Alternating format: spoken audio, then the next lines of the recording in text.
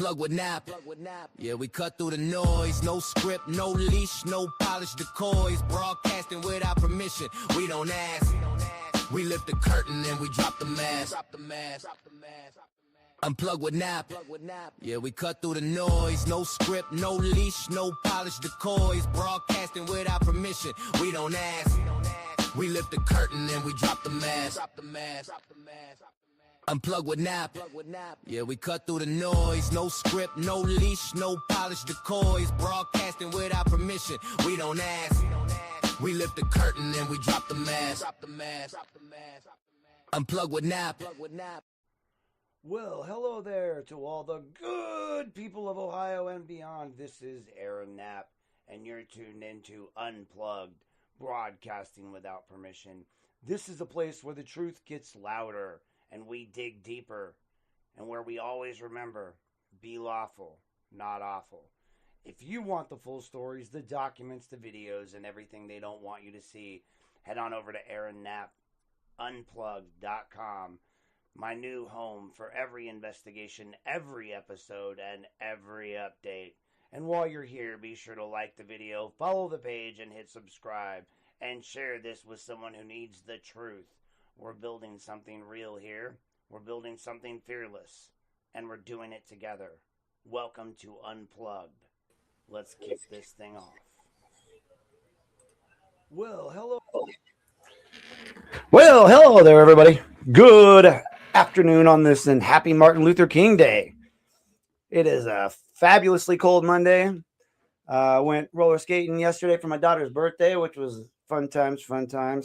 And I didn't run into Amber. Amber was kind enough to come out and bring my daughter some balloons and some snacks, and got her a card. And like that, I'm gonna be honest, like that's how you make me want to cry a little bit. A little point from that. I'm gonna get into the deep stuff, but I just want to make another little happy point while I was there.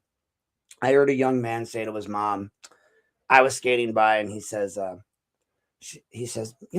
I thought I was really getting it out there, Mom. Like, I was, getting really fast and all that stuff. She goes, I know, baby, you're doing great. And he looks back at her and he goes, you know what, Mom? I just want you to know you're always such a huge supporter of mine. I love you. And I was like, I turned around and looked at her and made eye contact. I was like, oh, sad face. But yeah, it was a good day. So now that I've got that out of the way, I just want to thank Amber personally and publicly before this starts for stopping by and catching the last part of my daughter's birthday at Skate World. That's right, folks, Skate World. You should check out Skate World, guys. Hey, they're doing a lot of great things down there at Skate World in Lorain. Support local, skate local. Go to Lorain Skate World for all of your skate needs. Now, today's message is going to be about when process collapses. We're going to talk about the infamous emails that I've received recently. Lorain politics here. We're going to talk about when the law was ignored, folks. So I do want to start this story at least dramatic as possible, because this is where the truth lies, right? Like, it's not in it's not in a courtroom, and it's not a headline. It's not in a heated meeting or a viral post, right? It starts in an email, in a statute, and the kind of boring ass compliance work that's supposed to keep people out of trouble if anybody bothers to do it, right? But in May of 2023, I sent written notice to the city of Lorain officials. Let me adjust this a little bit. That I wanted an investigative report, or this investigative report they had been reposted online, and it contained material Ohio law isn't allowed to be publicly disseminated. Now, I didn't say that vaguely. I didn't hint at it. I cited it by statute. I named it. I named the problem, right? They had posted a juvenile's records online. I explained the exposure. I asked for redaction or removal. I stated plainly that compliance would resolve the issue. That wasn't activism, wasn't agitation, wasn't harassment, sure wasn't a tax. And that's actually statutory notice required by law. And I am a licensed professional and required by law to do so. So, Ohio law is explicit about that and what happens once notice is given. Once a public office has been informed that protected material is being disseminated, right, to the public, continued publication is no longer accidental. It's knowing conduct. That's the fulcrum here. Everything that follows pivots on whether the officials themselves chose to deal with the violation or deal with the person who pointed it out. That's important. What should have happened next is straightforward. Someone from the law department should have reviewed the report against the statute. Someone should have made a redaction decision. Someone should have temporarily taken it down from pending, for pending review. Someone should have written back and said, "Up, you are correct," or "Here's why you're wrong." None of that initially happened. Instead, the subject changed drastically. Within days of the conversation inside the city, government stopped being about a report that should have been or should not have been online. And I verified this with other members of the juvenile court because I was working there at the time. I mean, for God's sakes, if you don't believe I was working there at the time, what you should do is, you know what? I should do this. We should records request all the Christmas cards that were sent in December of 2022. Well, specifically, so they don't say it's overly broad. Request specifically the Christmas card sent out in 2022, Garen, of December 2022. Maybe November 2022, but definitely in that holiday time frame. That was sent by Koch, not to be confused with the inmate guy, but Koche was the head of juvenile probation at the time that I was there. He challenged us to a countywide program where I was literally in their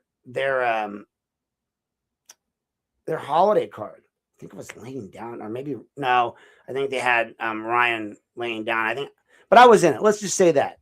I think I was sitting in the corner reading a newspaper. I was in their holiday card, and you should request that because it'll show like they saw me as an employee. So why wouldn't I not know this stuff? But none of that happened. The subject changed, right? They were looking at me, not my legal argument, not the statute. Me. The fuck. Like, this is what always happens, right? And this is where people get uncomfortable because it's not where the paper trail stops being neutral. The chief of police at the time was James McCann, Mr. Frickin', Coast Guard himself. Boop, boop. Chief of police. James fucking jackass. Fuck you in the ass. Racist. Homophobic. McCann is asked again. It was asked by the Ohio Counselor, Social Worker, and Marriage Family Therapist Board whether there's an impairment issue is what he was asking me about me. That question alone is revealing because impairment is not a records issue. It's a fitness narrative. And McCann does not answer it in a way that an honest official would answer. I feel like would be no. I mean, McCann is actually trying to prove this whole point that I was unfit. He doesn't say that there is no evidence of impairment. He doesn't say that it's a statutory dispute. He does not say the issue is compliance with juvenile confidentiality law, right? Which it should have been. He constructs a story. Now, really quick, I want to pause for a second because if you look at John Bryant, the podcaster and lawyer who does all of this stuff, and I typically have his thing in my file. Let me see if I can get it real quick. Yeah, let's add Mr. Bryant. So we're going to add Mr. Bryant here for the duration of this call, part of the story. Mr. John Ryan, the civil rights lawyer. He's posted a couple of different stories about Lorain police. First one was literally this Hildreth story. So when you guys see online, you go to his page, civil rights lawyer, he's talking about it. Garen shares it. We share it all the time. This is the Lorain jaywalking story, right? When you guys say, oh, these motherfuckers arrested somebody for jaywalking, right? That's it. So John Bryant, the civil rights lawyer, and a couple other people have shared this video. It's gone viral. At the time, it had already gone viral. McCann was so fucking mad at me, it wasn't even funny. this guy was so pissed because I shared John Bryant's post. This post went million wide, right? The parents had posted this online. It never looked good for the city, but he tried to explain it away. There's actually a newscast out where he actually put out a whole press conference on why this was okay. And then he posted this whole narrative that he posted that the civil rights lawyer covered it. He covered it amazingly. It's gotten over, 1 million hits or more, as has his, the one that he covered for, that I put out as well, which was the one on Rivera. But this one I didn't put out. This one, the mom put out. This was before I was doing any of this advocacy work that I do now. Because God knows, I had more than enough work on my plate when I was at juvenile justice. And when I was working a job that nobody wanted, when I was delivering meds from Rite Aid that's now closed to the jail, when I was caring for my clients and per the current juvenile court judges showing up at every hearing, I was doing all of that. And yet they let some little tabby-ass, roly-poly Coast Guard motherfucker, like, for the record, I'm Army. You can see it back there. That's why I say that. Like, Coast Guard is the Coast Guard is a valid service to your country. But this guy is questioning me while writing his Coast Guard Latin motto in his police chief's emails. I mean, for an intelligent person, I was mad. I thought I was dealing with somebody that was similarly intelligent, but what I found out was he had a very low grade point average in high school, and because I requested his records. So when people ask me, hey, you know what, I think he's done great for himself, I was like, oh, he's done amazing for himself. Somebody with a GPA of what he had in high school and went to the Coast Guard has done amazing for himself. In his final year as police chief, this story shouldn't be told without saying he did later get fired because he was being racist and did not follow policy. And I mean, their argument, well, he didn't get fired. He got auto-retired. I mean, retire or we fire. He chose to fire himself. I don't know, whatever you want to call it. So now here we sit. James is gone. But that report still stayed up until after he was gone.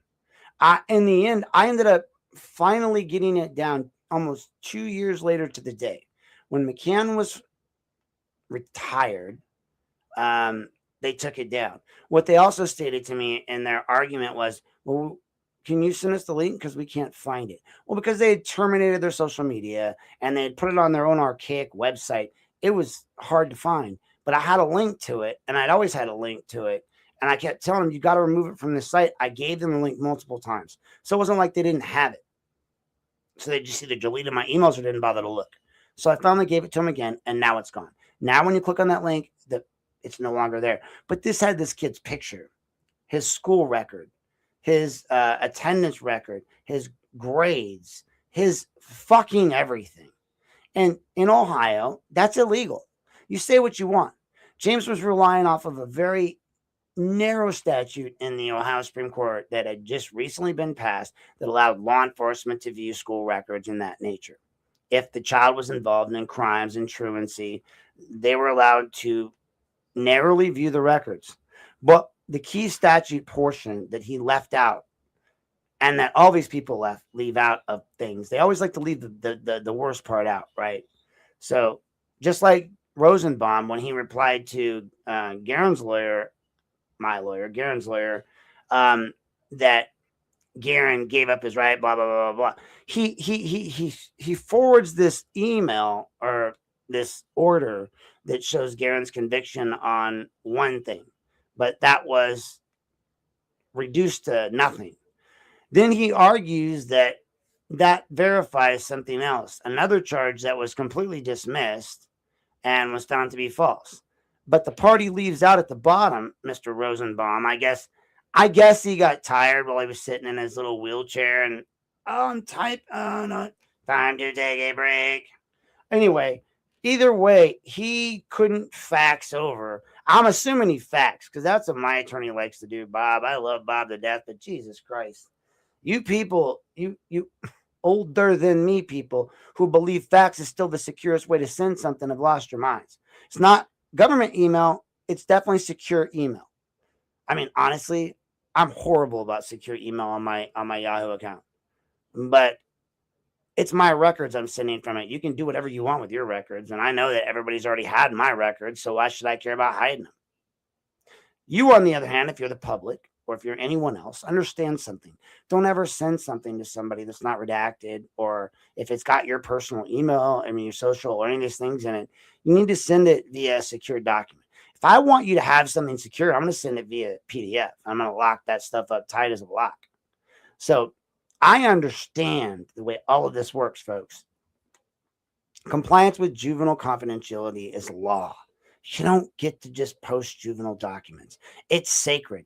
If that was the case, I could go request all of the custody cases in Lorain County, review all of the custody judges, review all the custody, everything, and look at it because it sure looks a lot like Cuyahoga County and Lorain County. Now, while I can't get that stuff, the parents can share it with me, and they have been. Oh, on that note, side note, if you or a loved one has had an interaction within the Lorain court system with the Lorain court juvenile judge and found that that judge's judgment to be unethical, unauthorized, or inappropriate. Also, if you found any of those people to have steered in any way, shape, or form work to certain lawyers or gals, maybe gals I've mentioned before, like AD, you should send those to me. And you can send those to me at A4XBeaverman at yahoo.com, or also at Aaron the Social Worker at gmail.com. Or you can send them to me on Facebook, on my regular page, or on this page right here. You can send them via U.S. mail. In fact, some people have just gone as far as just dropping shit in my front mailbox in the dead of night, no return address on it, no stamps, because it's a locked mailbox. Hint, hint. So again, that's how I got all the stuff that I originally gave to law enforcement that they ignored. And then what's really scared of is all the information I still have that I haven't given them. Oof, that should scare you. But if you're a parent in Lorain County, seriously, that's gone through the juvenile justice system and found yourself screwed, and I know a lot of you, some of you are parents that were clients. Parents, I can't work with you if you're a client's parent without a release from your child who may probably be an adult. But in this case, this kid's an adult now. They put all his records online. I digress. But they bashed him. They bashed his mom. They said that he looked like he was, carrying a gun because he was grabbing his belt like this. I mean, come on, he was holding his pants up because they're 3 sizes too big and he was sagging. Every time a gun was found when I worked, and I can say this because it's not confidential, in my experience, not in any client specific case, but in my experience while involved with juvenile justice, every report I read, which some cases were not just reports of clients I dealt with, but other clients, the typical prevailing theme was guns were found in backpacks, front pockets of hoodies, pockets, but never in a waistband. You only see that in the movies. No self-respecting male would ever point a gun at his crotch. And if he does, it's only because he doesn't want to be a male anymore. But the bottom line is that these kids didn't have guns. And even if they did, the argument afterwards that they used some slang for the police and some slang for weapons and some slang for this, even if they did, my argument was never that these people were right in what they did criminally, but that's the way James saw it. The story he constructed was Aaron's anti-law enforcement. What I was saying was, look, guys, when that cop and ATF guy rolled up and the ATF guy started talking, you'd missed your shot. These kids had crossed the threshold, and this is what the civil rights lawyer put out there, right? This is what this guy right here put out there. And this is why I've still got his banner up. Because he put it out there. As a lawyer, he said, look, you can't just go in. Once they crossed the threshold, they were not allowed to be forced back out. So what did they do? They forced mom to try and force them back out. They brought mom into an interview room, same interview room they brought me into when they interviewed me. I straight up told them when we came in, I said, we're recording. I said, good, so am I. They want to turn Ray's actions against me into somehow me being the problem. when in reality, your government can't do that. So again, they brought the mom in there. They trashed her. They said she committed interference or whatever. The bottom line is it was a physical act they accused her of, and she didn't do anything. She just sat there on her porch. But she pled guilty to it because that's what poor people do. That's what all of us do. Most people that don't even know the law will do that. But somebody that's got a few kids to support and has all this stuff, and you're given a minor misdemeanor to plead guilty to, you're going to take it because it's nothing. Take the hit, move on, feed your kids. That's none of the system saw it. And that's not how James sold it. But regardless of whether she pled guilty to obstruction or not, regardless of anything else that happened, the one thing that was illegal was that James McCann put all of this information online. And when notified about that by me, who was a member of the juvenile court, who saw all of this information online and said, you can't have that. And the worst part about it was there was a letter from the client, one of the clients had to write to a judge that was included inside this packet of evidence that McCann put online. That's the problem. That's what involved the juvenile court where I worked. I was like, dude, and he was basically bashing the juvenile court saying it's their fault because they let this kid out. I think he named Judge Swinski at the time. He said it's Swinski's fault or someone's, but I think it was Swinski's fault that this happened. And so I thought I was standing up for my juvenile court in Swinski, Glass, and Janik, and the rest of the juvenile court judges who used to treat me with respect and called me the expert. But I found out wrong. Once they got a bullshit report from McCann, verified by Judge Sherry Glass to my face. She said straight to my face, I've said this 1,000 times, and I'll do it right now on whatever thing you need me to do it on here. Here's a Bible right here, right? I got a Bible in my right hand, and I think I got a Quran in my left. Judge Sherry Glass, so help me God, whichever one exists, strike me down if I'm telling an untruth, stood outside of Renounce Denounce across from this police department and stated about James McCann in regards to me after I was out there for Renounce Denounce, the only person on public level they let into that class because I was a social worker and I worked with my kids and they voted me in. I said to her, talking, just chatting. McCann came up. She says to me, that man only cares about himself. That man was down here, complaining to us at the juvenile court about somebody that works at the juvenile court, and now we have to fire him because of his complaints.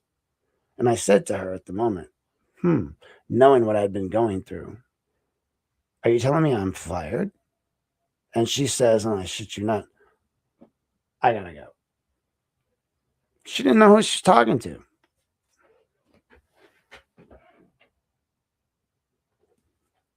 So whichever one you swear on, so help me God, that's what that woman said to me. And never said another word until she saw me at the town hall when she said hi to my dog. She's still on my Facebook page. I like her. She's a cool chick. She was good to my clients, but it doesn't change the fact that she told me that James McCann did this, sitting police chief, and that they then signed a letter or allowed Tim Weitzel to sign a letter on their behalf that said that they were going to fire me. The expert, the guy that they leaned on that said that was the only social worker they had ever had that showed up to every client's court hearing. I was the only social worker that all the lawyers agreed showed up for their clients. Go ask them. Go ask people like Rewalk running for judge. Go ask them. Go ask these motherfuckers. Go ask the juvenile probation department. I was in their motherfucking goddamn Christmas card. But no, the second James McCann's roly-poly ass pops into the scene, I'm done. I'm garbage. Please. Anyway, back to the story at hand. James constructed a story. He questioned my role as an officer of the court, which I was, because I became a guardian ad litem, which they tried to fire me from too. We'll get into that later. Maybe. Actually, I don't think I include that in here. By the way, Tim Green's being charged with sexual harassment charges now. Karma.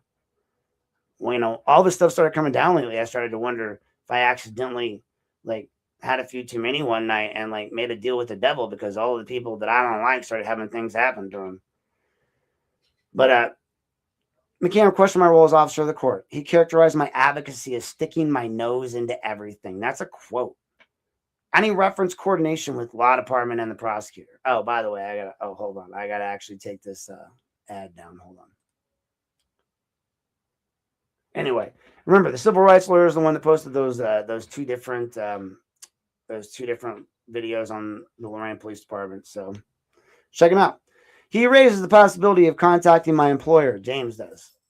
That's McCann, unless instructed otherwise. And he says that to my board of ethics, Bill Haggerty, the head of my board of ethics. Right? What the fuck did he have any business doing that for? I hadn't broken any laws. I committed no crimes. But yet here he is suggesting to my board, without having zero interaction with me, that I'm somehow unhinged, insane, crazy. And this has happened immediately after statutory notice was given, right?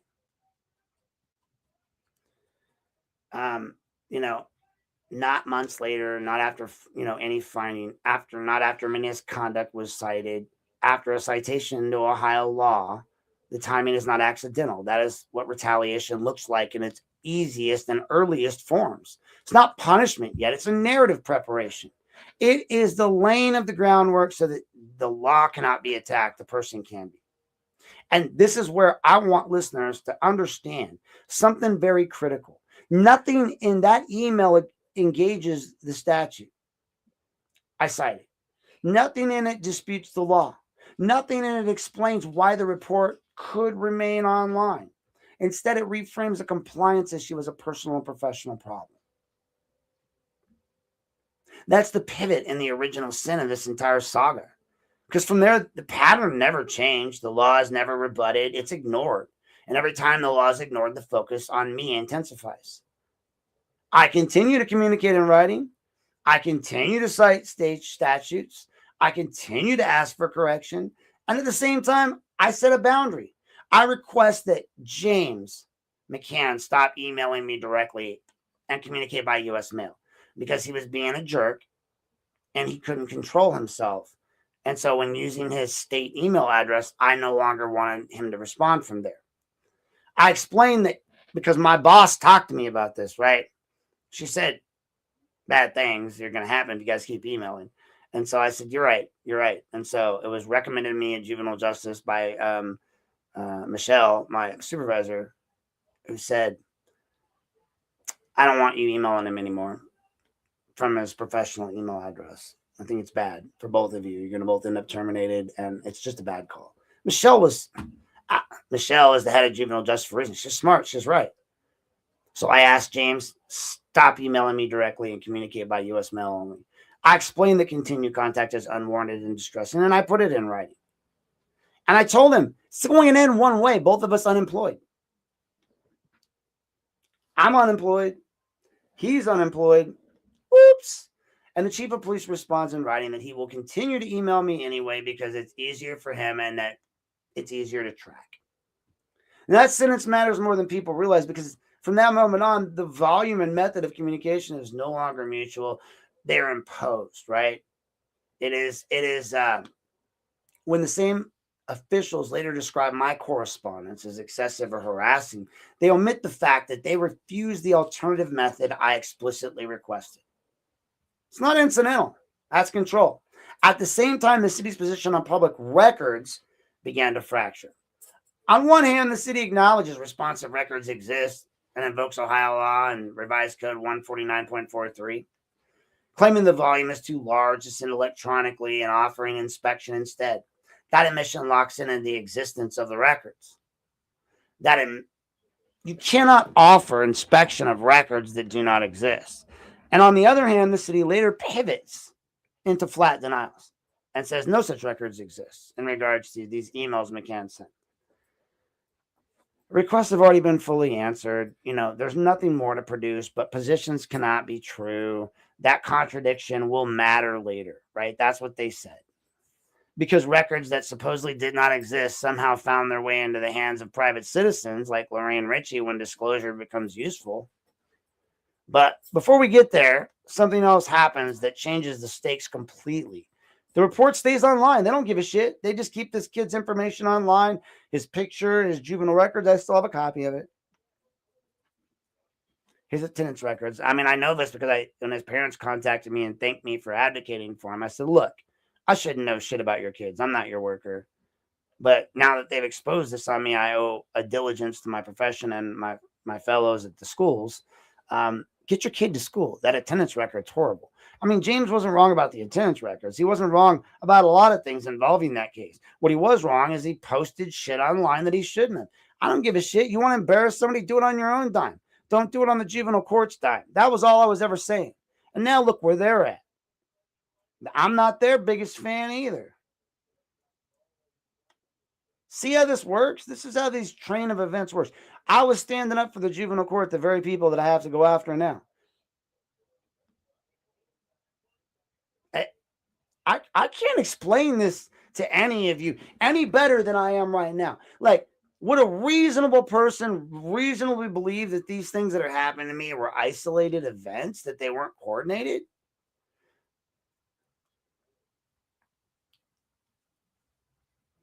So after I know someone stays online through internal discussions, it stays online. By the way, this is going to be a long podcast, guys, in a couple hours. So there'll be some breaks and whatnot. You feel free to come and go as you please, but it'll always be online. It stays online long enough for third parties to find it, read it, react to it. The email city officials expressing fear and alarm. And here's the inversion becomes unmistakable. Instead of treating those reactions as proof that the report should have never been public, officials treat reactions as proof that I'm somehow dangerous. Aaron, for reporting these things, needs to be investigated. James in the city leaves the report online, refusing to take it down. I've warned them that it contains protected material. They don't care. People react to the contents of that report. Now, I've told them this is my obligation as a social worker. If I didn't react and didn't do what I was doing, I would be guilty of failing to follow my oath of my own code, my ethical code, which is much stronger than apparently city councils or even the lawyers. Officials then point to the reaction and say, well, look how concerned everyone is about Aaron. Well, yeah, because James McCann, Mary, quite contrary, and other city officials with emails that end in @City of Lorraine have been running their yaps about me. Why would they believe Aaron? Why are they going to believe A4X Beaverman at yahoofucking.com over, Mary Springowski, councilwoman at large at cityoflorraine.com, or Ray Carrion at cityoflorraine.com, Safety Service Director Ray Carrion, or Mayor Jack Bradley, or Sheriff Jack Hall, or Prosecutor Tony Sillo, or that's right, former Chief of Police James McCann. Come on down. You guys are the next contestants on Go Fuck a Citizen. That's right. Go Fuck a Citizen, the latest game show that's introduced to all of us. But hey, the city leaves a report online. They don't give a fuck. And this is where that speculation enters the records, right? All these emails that they start to talk about what might happen, about hoping no one gets hurt. Who the fuck's going to hurt you? Me? About future violence that has no evidentiary anchor in anything I've done or said. Fear replaces facts. Reaction replaces conduct. And when that fear is finally subjected to evidence, it all collapses. Law enforcement investigated me. The allegation is delayed. It's hearsay. Passes through multiple intermediaries. There's no recording, no direct threat. The sheriff closes the matter. That was with Tia Hilton. Prosecutor Amerka, who's now a judge, reviews it independently and declines to file charges. The memo was explicit. They tried to hide it, but it literally showed no admissible evidence, no prosecutable case. That should have been the end of this bullshit, but it wasn't, because once criminal law says no, well, what comes next is not safety, it's strategy. And this is where Ray Carrion enters the story in a way that cannot be explained. Carrion wasn't a stranger to me. He was my Ward 6 council member. He later became Safety Service Director of the City of Lorraine. He accepted my complaint in that role against McCann. He sat on my porch, he talked to me. He held himself out as a neutral administrator who would ensure that the issue was reviewed. I'd get the meetings I wanted. Then months after that supposed investigation was supposed to happen, or I was supposed to get those things, I never got them. Then he was asked, once he became Safety Service Director, to actually do a full-on investigation And in that investigation, he sends it to me and basically says, I found no fault in what James did. Basically, you were at fault because later, after this happened, you went down to the county courthouse and caused a stir in JD's office. And that gives us the right to say proactively or preemptively, we can just exclude what happened against you as that's just par for the course with Aaron. He stated, he sent me an email that detonates the entire good faith, right? Though he sends this email to Mary Springowski and he says, when Mary's complaining about feeling unsafe around me, again, a lot. Watch the video, I'm not out there hurting anybody.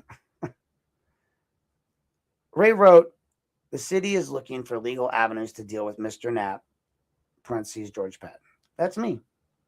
Not to fix the report, not to address the statute, not to resolve the violation, to deal with me.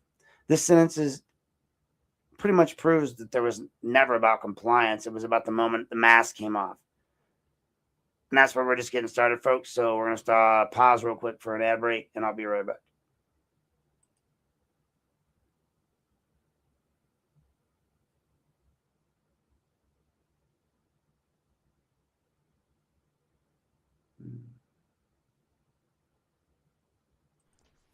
Here at Unplugged with Aaron Knapp, we like to thank our sponsors.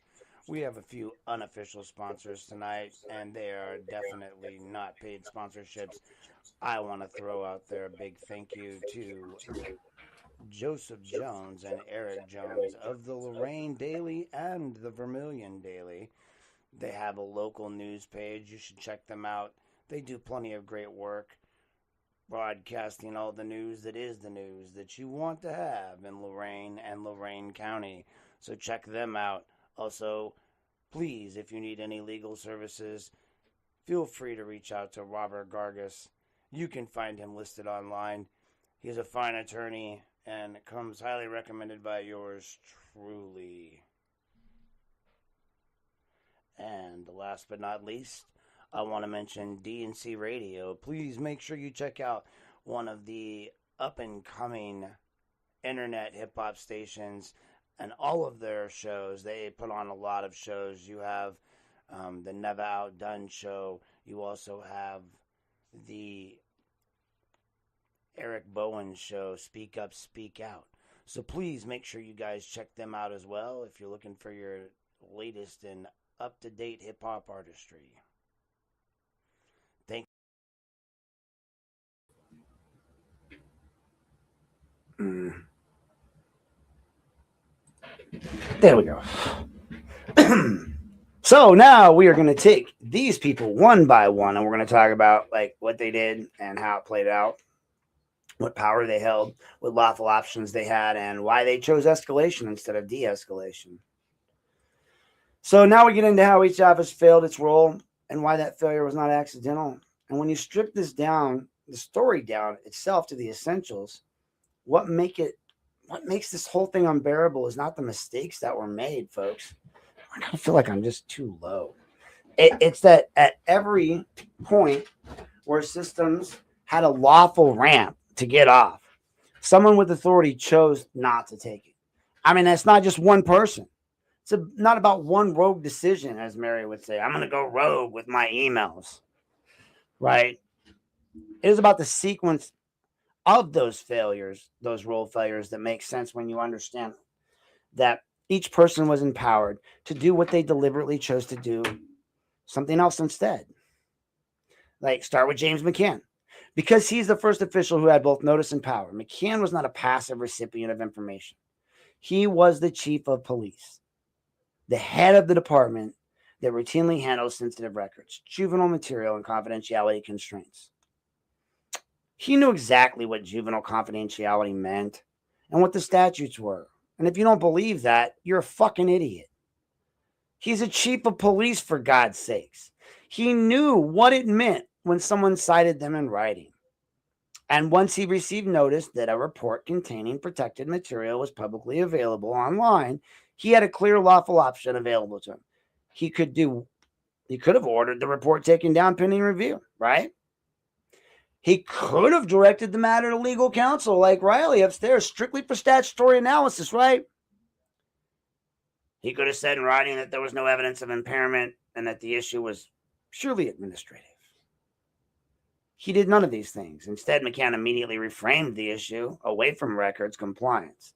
I mean, he did write an answer at some point that said, we checked in on our own actions and found no actions of wrongdoing, and basically told me to fuck off in no uncertain terms. It was polite, I'll give you that. Galinas wrote it. But then he reframes this whole scenario and he starts calling my board. He sends correspondence to the Ohio CSWMFT board, which is the counselors board that I work for, licensed under as a social worker. And it's not defensive, right? The correspondence he wrote wasn't defensive. It was narrative. He doesn't deny impairment. He doesn't disclaim concern. He injects character judgments, questions professional roles, and references coordination with prosecutors and the law department. Surprised they even won that claim with my board, but it's just that I was legal and they were legitimate. I mean, surprised you go to a social worker board and whatever. But they don't just always find us innocent because we find ourselves guilty more often than not. I was legitimate because I was ethical. That's not how someone behaves when they're confident the law's on their side. That's how someone behaves when they're preparing for cover. That was what James was doing. The timing is everything. This exchange happens immediately after I gave statutory notice.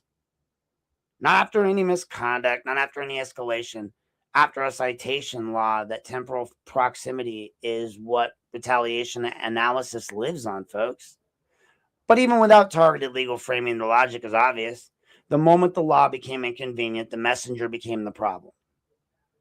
McCann's conduct becomes even more telling when you look at his handling of boundaries. Like when I explicitly requested that communication shift to U.S. mail, he didn't claim it was impossible. He didn't cite policy. He didn't assert legal obligation to continue emailing. He said he would keep emailing me because it was easier for him. It was his preferred method of communication. Jackass. That's not an administrative necessity. That's dominance. That establishes that from that point forward, the method of volume of communication was dictated by the state actor, not mutually chosen. Every later reference to my correspondence as excessive must be read through that lens. You can't force a channel and then complain about the fucking traffic. Now, there's a role of law, the whole law department, right? Because this is where that story begins to stop being personality and starts being about institutional protection.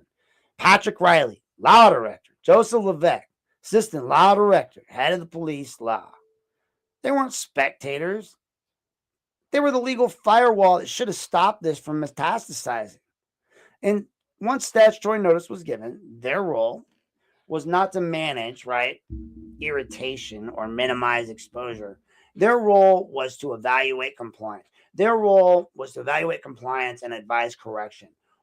What the record shows, instead of this strategic obstruction, public records requests that should have been straightforward were met with this mutually exclusive positions. At one point, the city acknowledges that they exist and cites volume as the reason they can't be transmitted electronically. That's an admission.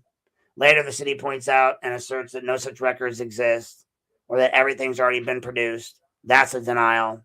Both cannot be true. Lawyers know that. The law department knew that. That contradiction does not happen accidentally. It happens with the goal shifts from compliance to containment. The law department's silence on the underlying statutory issues is just as damning as its contradictions. At no point do Riley or his little biatch Levesque write back and say, hey, the juvenile confidentialized statutes do not apply. At no time do they ever offer a legal justification for keeping the report online. At no point do they provide exemption analysis that explains continued publication.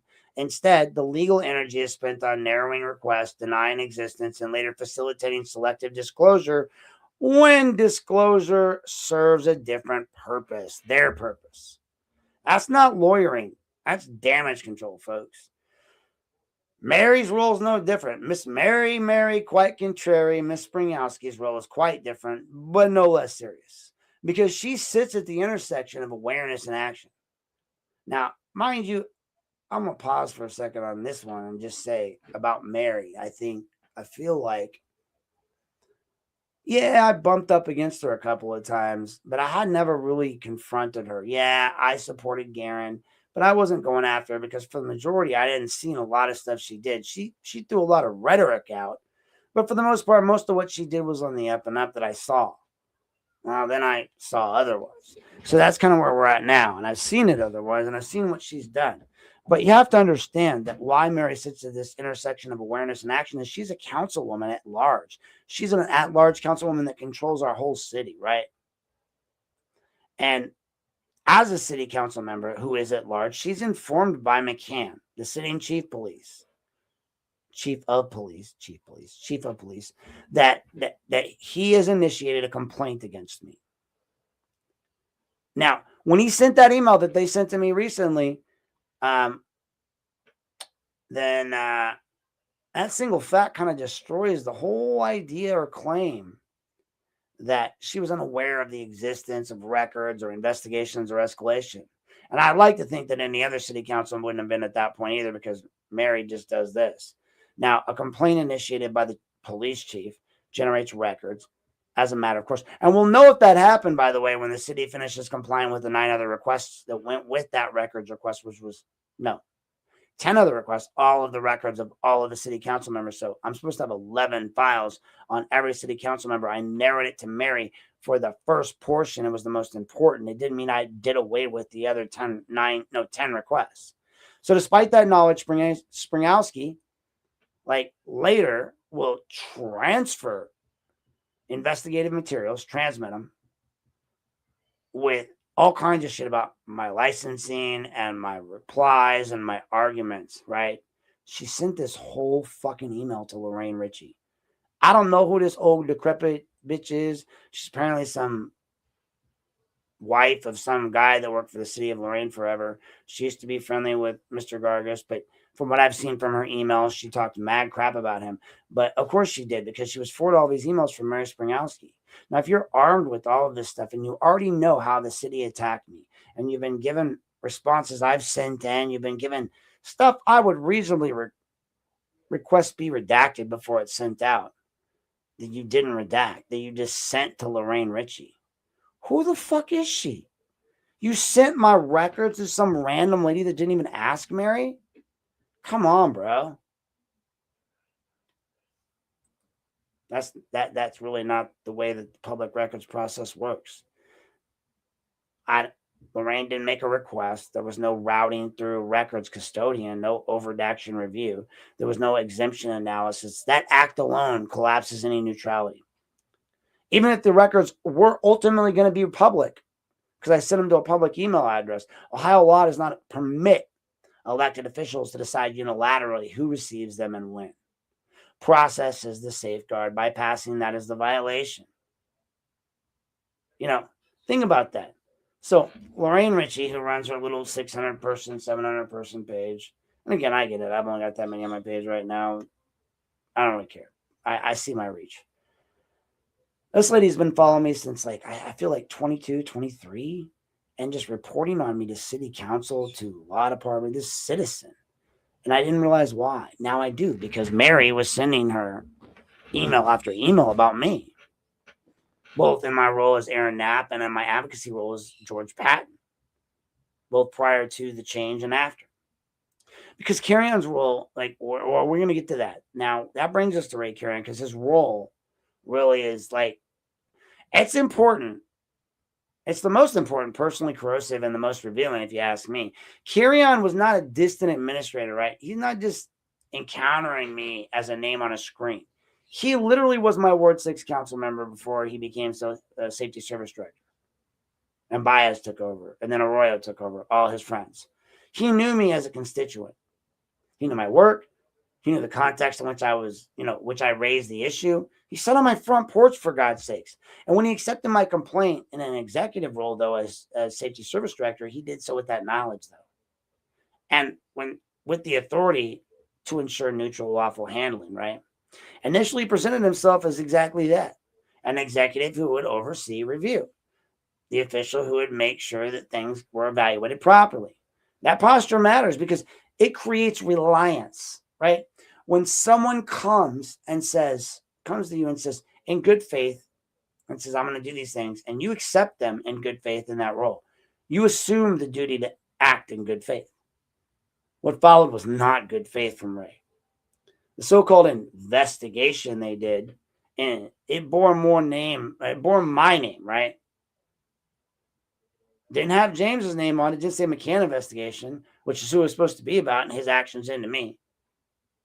Should have said ethics investigation, but neither name. It did not focus on the unlawful publication of protected material that he did, right? Didn't talk about the fact that it was still up or any of those juvenile court documents were still up. It did not result in a correction. It did not produce any findings of compliance. Instead, what it did was it centered entirely on me, my behavior, my credibility, my managing the person who raised the issue rather than fixing the issue itself.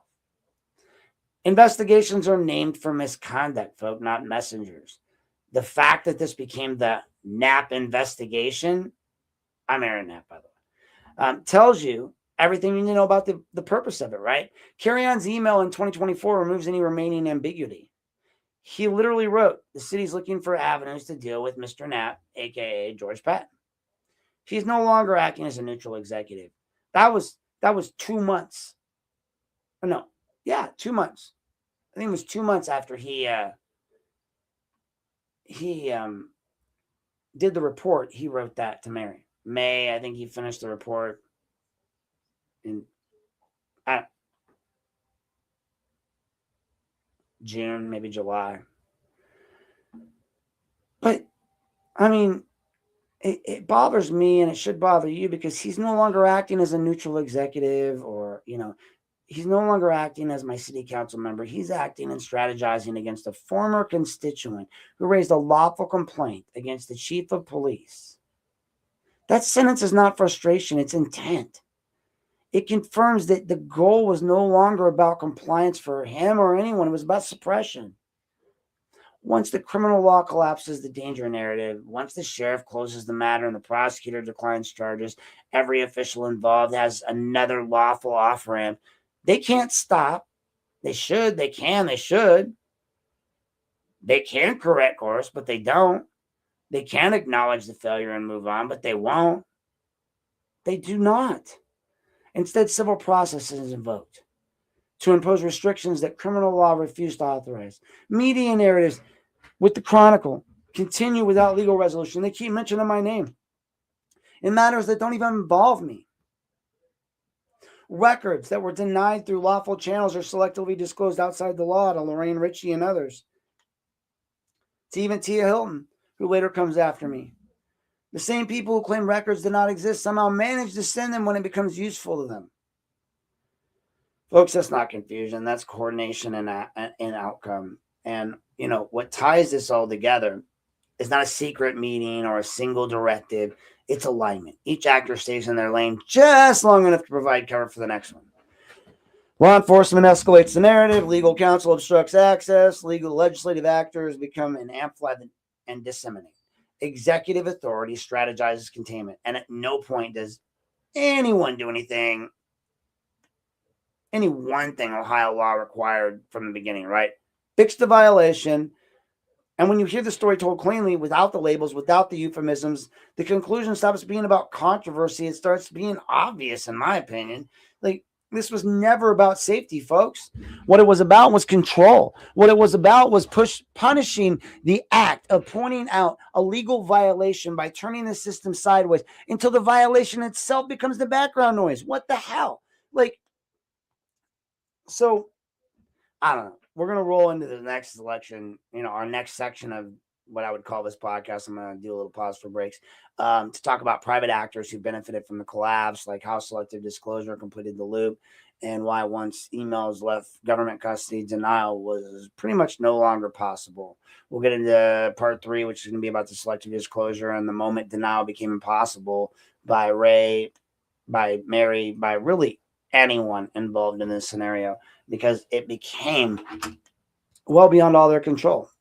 And it has. It's become all beyond all their controls, unfortunately, for all of them. So we're going to play another quick one for you.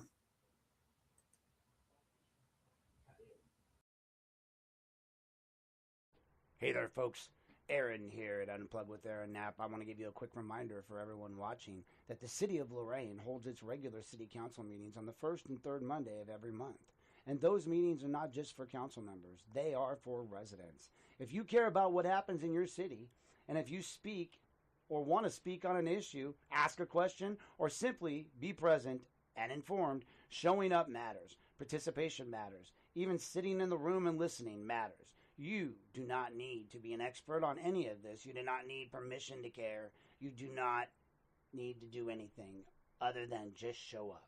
So check the agenda, folks. Mark your calendar. And if something affects your neighborhood, your family, or your future, take a seat, raise your hand, and make your voice part of the record. Lorain City Council, first and third Monday. Your city, your meetings. Those council meetings start at 6 p.m. Eastern Standard Time, and they're held inside the City Hall. Make sure you attend this Monday's meeting. Actually, that will be this Tuesday's meeting. That's right, this Tuesday's meeting, folks. This is Martin Luther King Day today, so normally the meeting would be tonight. It would be at 6 p.m., but tomorrow, 6 p.m., Tuesday, there'll be a City Council meeting. All our new City Council will be there. You guys should check it out. That's going to bring us to our, next part of this whole little train wreck of records. Because there's a moment in every abusive power process story where the system gives itself away, right? Not through escalation, but through carelessness. And they always do. Like, they always let something slip through they shouldn't. They always miss something because that's why you have multiple eyes on stuff. But they're lazy. And it's this is where the point where officials stop pretending that they are constrained by rules and start acting as if discretion itself was the authority. And in this record, like what I'm starting to see is that the moment arrives with selective disclosure to me and others, because selective disclosure is where every prior excuse breaks down all at once. For more than a year, the city's posture has been towards my public records request was rigid, right? Records were delayed. Records were narrowed. Records were declared non-existent. Records were described as already fully produced. Or at times, the city acknowledged that responsive records existed, but claimed the volume was just too large to transmit electronically. We'll split that shit up into 3 sections. At other times, the city asserted that no such records existed at all. Those are positions. And those positions are mutually exclusive, and a lot of apartment knew it, right? Volume is not an exemption. Non-existence is not compatible with inspection. Yet those contradictions were issued anyway, because the objective was no longer accuracy, it was insulation. And they think you're stupid, so that's how they respond to you. They just didn't realize that I'm smarter than they are. And at some point, the investigative materials that had entered the government's custody were transmitted by a sitting city council member, Mary Springowski, to a private citizen in Lorraine Ritchie, who was clearly communicating with numerous other detractors of mine, such as Jeff Castleman, I know we've made up at Aiden Fogel, such as Tia Hilton, such as everybody on Lorraine Ritchie's page. So everybody there is now suspect and subject to having access to my personal information, reports that I sent, reports that were sent back to me from my board. Granted, in some cases they would be information, but in some cases they wouldn't. In some cases she would already have access to them, but I sent them to the powers that be because they asked for them. They were doing an investigation, and then Mary just willy-nilly sent them to Lorraine, like no big deal. Now, you can support Mary Springowski all you want, but would you be okay with her targeting you, refusing to answer any of your emails, never answering any of your emails, and then sending things you sent to a city council group email, not directly to her, to private citizens you didn't know, but then those private citizens started trying to fuck you up the ass every time they got a chance in Lorraine Ritchie? At some point, investigative materials got sent out. That's the bottom line. There was no written response in the email citing Ohio Revised Code 149.43, like with me. There was no exemption analysis. There was no redaction review. The materials were just simply sent to her. Willy fucking nilly. That single fact collapses every prior defense they ever had. If records did not exist, they could not be sent. If records were exempt, they could not be unredacted. If records were required review and redaction when requested through lawful channels, they required the same review before being transmitted privately by her. The Public Records Act does not recognize a discretionary lane where elected officials get to decide who receives government records informally based on alignment, sympathy, or narrative convenience.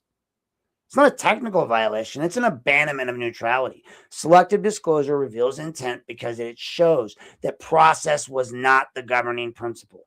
Preference was. The same records that were treated as sensitive and non-existent are fully answered when requested by the person that concerned were treated as freely shareable when transmitted to somebody else, guys. Like, it's asymmetrical, guys. The asymmetry is not accidental. Like, when you look at the outcome of the decisions and the control information rather than the flow, rather than comply with the law, that's where this narrative loop starts to close up.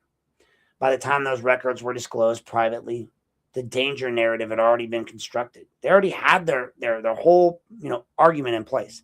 Emails had already been speculated for future harm.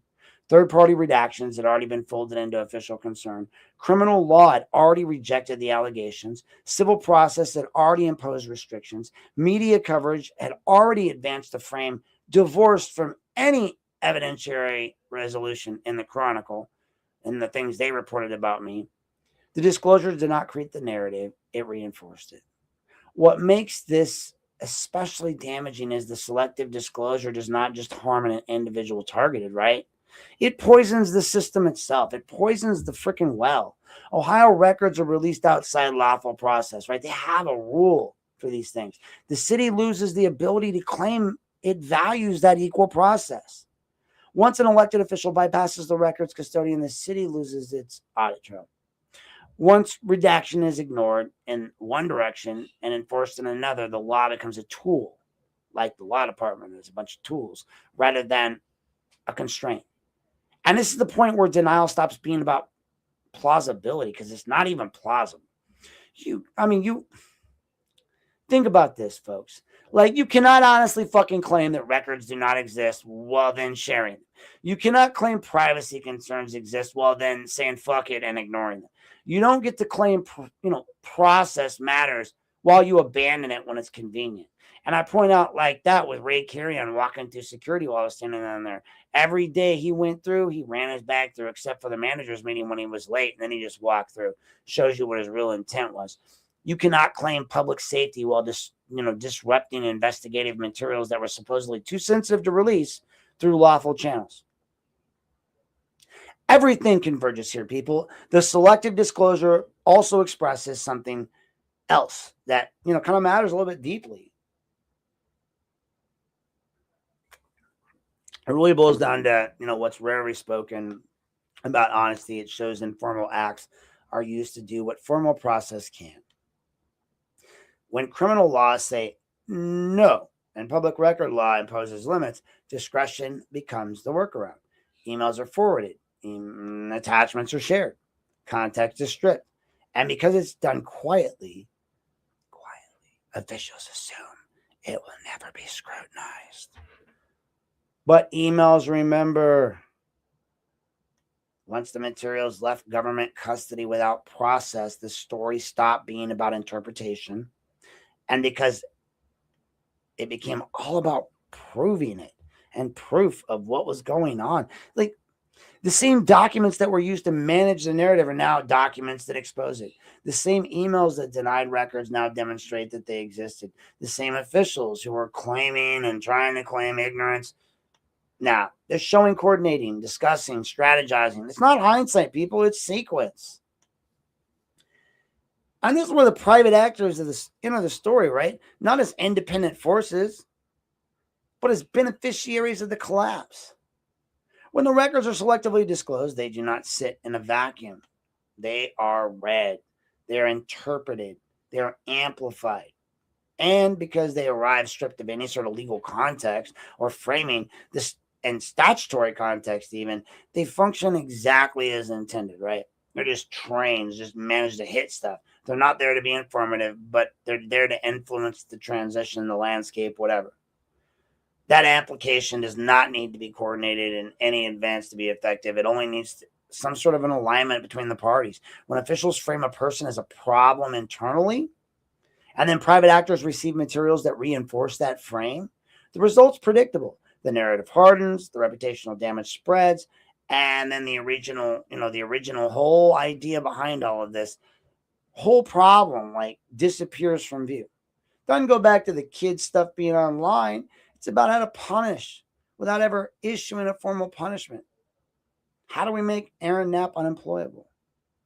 By this point of the story, it should be really clear what happened. It wasn't a series of misunderstandings. It was a progression. Statutory notice was ignored. The report stayed public.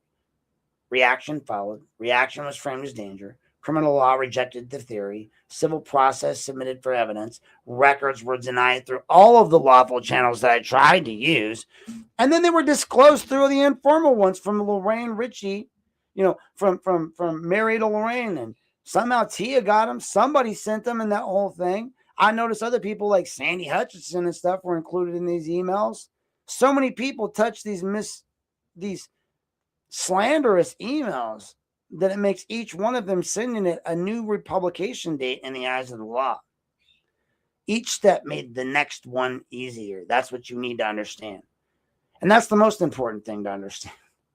None of this would have required anyone to invent facts. It only required one thing: the refusal to correct the original violation. That's it. Take the kids' stuff offline. Everything that followed was a downhill just deluge of that decision. And now when we move into our next section, we're going to talk about why this pattern is so dangerous beyond the case. And see, this is why I'm going to do this in the middle of the afternoon so I don't doze off in the middle of a stupid podcast, because I tried to do that one night super late. And I was a little tipsy. I apologize. But you can't do them in the middle. You can't do a podcast at 2 a.m. and expect not to fall asleep by 4. But in our next section, we're going to talk about why this pattern is so dangerous, right? Because this case is sort of how it chills lawful advocacy, and why the emails now make it impossible for any of these yackasses to claim that this was ever about safety, but it was always about control, right? So moving to part 4 here next, just give us a quick word from our sponsor.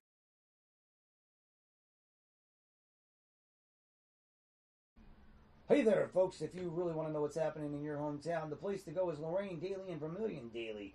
From city council and school boards to local businesses, community events, and neighborhood stories, these outlets cover what the big media ignores.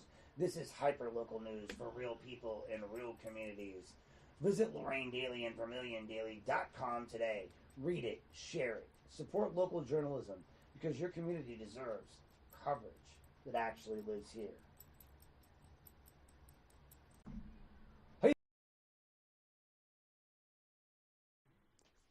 Here at Unplugged with Aaron Knapp, we like to thank our sponsors. We have a few unofficial sponsors tonight, and they are definitely...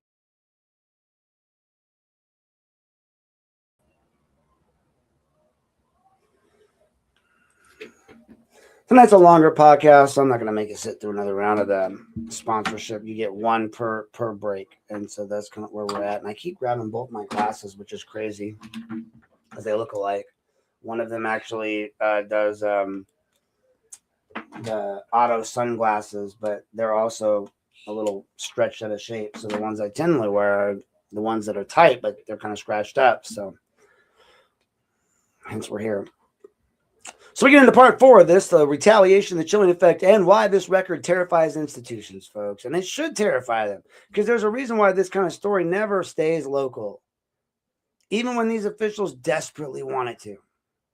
What happened here does not matter because of who I am. I'm nobody. I'm just some jackass social worker who challenged the system legally like I was supposed to. I did what I was supposed to do by my ethical code. I'll stand by that to the day I die. And I'll be unemployable to the day I die for that. But I'm okay with that, because I would much rather uphold the ethical code I swore to uphold than ever, ever, ever violate it. For those that say I'm a liar, you're full of shit. For those that say I'm violent, go watch the video. I'm not going to hurt you or harm any of you physically. The worst I will ever do is eviscerate you in fiction and or nonfiction. And that's what chills and scares them the most, is that I am a veteran. I do have a pension. I was going back to work just because I wanted to be a good participant in my community. I wanted to pay taxes. I wanted my daughter to see her dad do something. But yet I was sitting home on a veteran's pension, and everyone, especially Republicans, were making me feel bad. And I'm a Republican because I was on a veteran's pension. And I know everyone says, thank you for your service. And they say, okay, whatever. But people don't, when you tell them you're on a disability pension, they treat you different. So I wanted to be a professional. So I went back to Ohio State. I got my degree, became a social worker, became a clinical licensed drug and alcohol counselor, got my minor in that, and tried to participate in my community. And with the first year, this jackass police chief starts retaliating against me for doing exactly what Ohio State taught me every single fucking year to do in their damn ass catharsis training. What do you see? You see someone doing something. So what do? You hear someone saying the N-word in a group of friends about a joke. Do you laugh? Do you participate? Do you say nothing? Or do you call it out? Guess what? Always the right answer is at Ohio State with the catharsis training. That's right. Call it out. Option C or D, whatever it was. And they don't tell you how that can be reacted to by people who want to be violent, visual, or don't believe in what you believe in. But I took that shit seriously until they took it away from me. I still want to be a social worker. I'd love to go back to work. I would take my job back at juvenile justice in a heartbeat. You wouldn't even have to go. Well, you would still have to go through Applewood, who won't hire me because you need to give me a supervisor. But I didn't do the job for the money. Obviously, it was what, $50,000 a year. I got good vacation, but you were paying me dick to work with the juvenile population of criminals that you consider the best of the worst. The group of people that you feel because they have gun or violent crimes, they have to go to crossroads so they have a chance to succeed. Who better to help them succeed than the person you called the expert, the person they let in renounce, denounce, the person that was engaged in your community, that was driving to multiple houses in my old police car and getting people scattering just because I wanted to visit my clients at home because I delivered meds and I went to the jail. And the jail nurse would say, I knew I didn't need to respond to, such and such mom. And then I would go to my probation officers and my probation officer would be, I knew I didn't need to respond to such and such mom. Why? I asked both of them. They said, because I knew you would. Because I'm a bleeding fucking heart. I'm a social worker. That's what I do. So, yeah, I did. And I kept doing. And I would keep doing. And I keep doing it online. Most people ask me, why do you keep doing this when people beat you up all the time? Because eventually it'll stop being about me and it'll start being about them. And that's what the social worker code of ethics teaches. It's never about you. You call me a martyr, I say I'm just doing my job. My job is to be a martyr as a social worker. When you get me happy, social workers can never be happy because when we're done with this fight, we're going to pick another one. That's our job. Find problems in systems and fix them. It's never ending. For someone with ADHD, it's a great job. It's someone with it's great for me. But that's why all this terrifies them, because it's a reason the story never gets told. It never stays local. People are scared to say it. But what happens here does not matter because of who I am. It matters because of what it teaches every other resident who's watching right now. And for the record, it doesn't just mean residents of Lorain. This is residents of Ohio, residents of your own states. Understand that in most states, this is illegal. In Ohio, it's illegal. Going all the way up, it's illegal. And a lot of you citizens have felt this yoke of tyranny. But when a system responds to lawful notice that you've given by targeting you, the one who gave it to them, that message travels faster than any process or press release ever could cover, folks. Right? Like the most dangerous consequence of this is in this record is not the harm that it caused to me personally. I mean, who gives a fuck about Aaron's career, his livelihood, his kid, his food on his kid's table? The fact that he had a job stolen from him where he was doing amazing things with the community that some people still actually remember before I became the toxic asshole they all claim I am now because they just fucked me into oblivion. But hey, who doesn't want to be fucked into oblivion, right?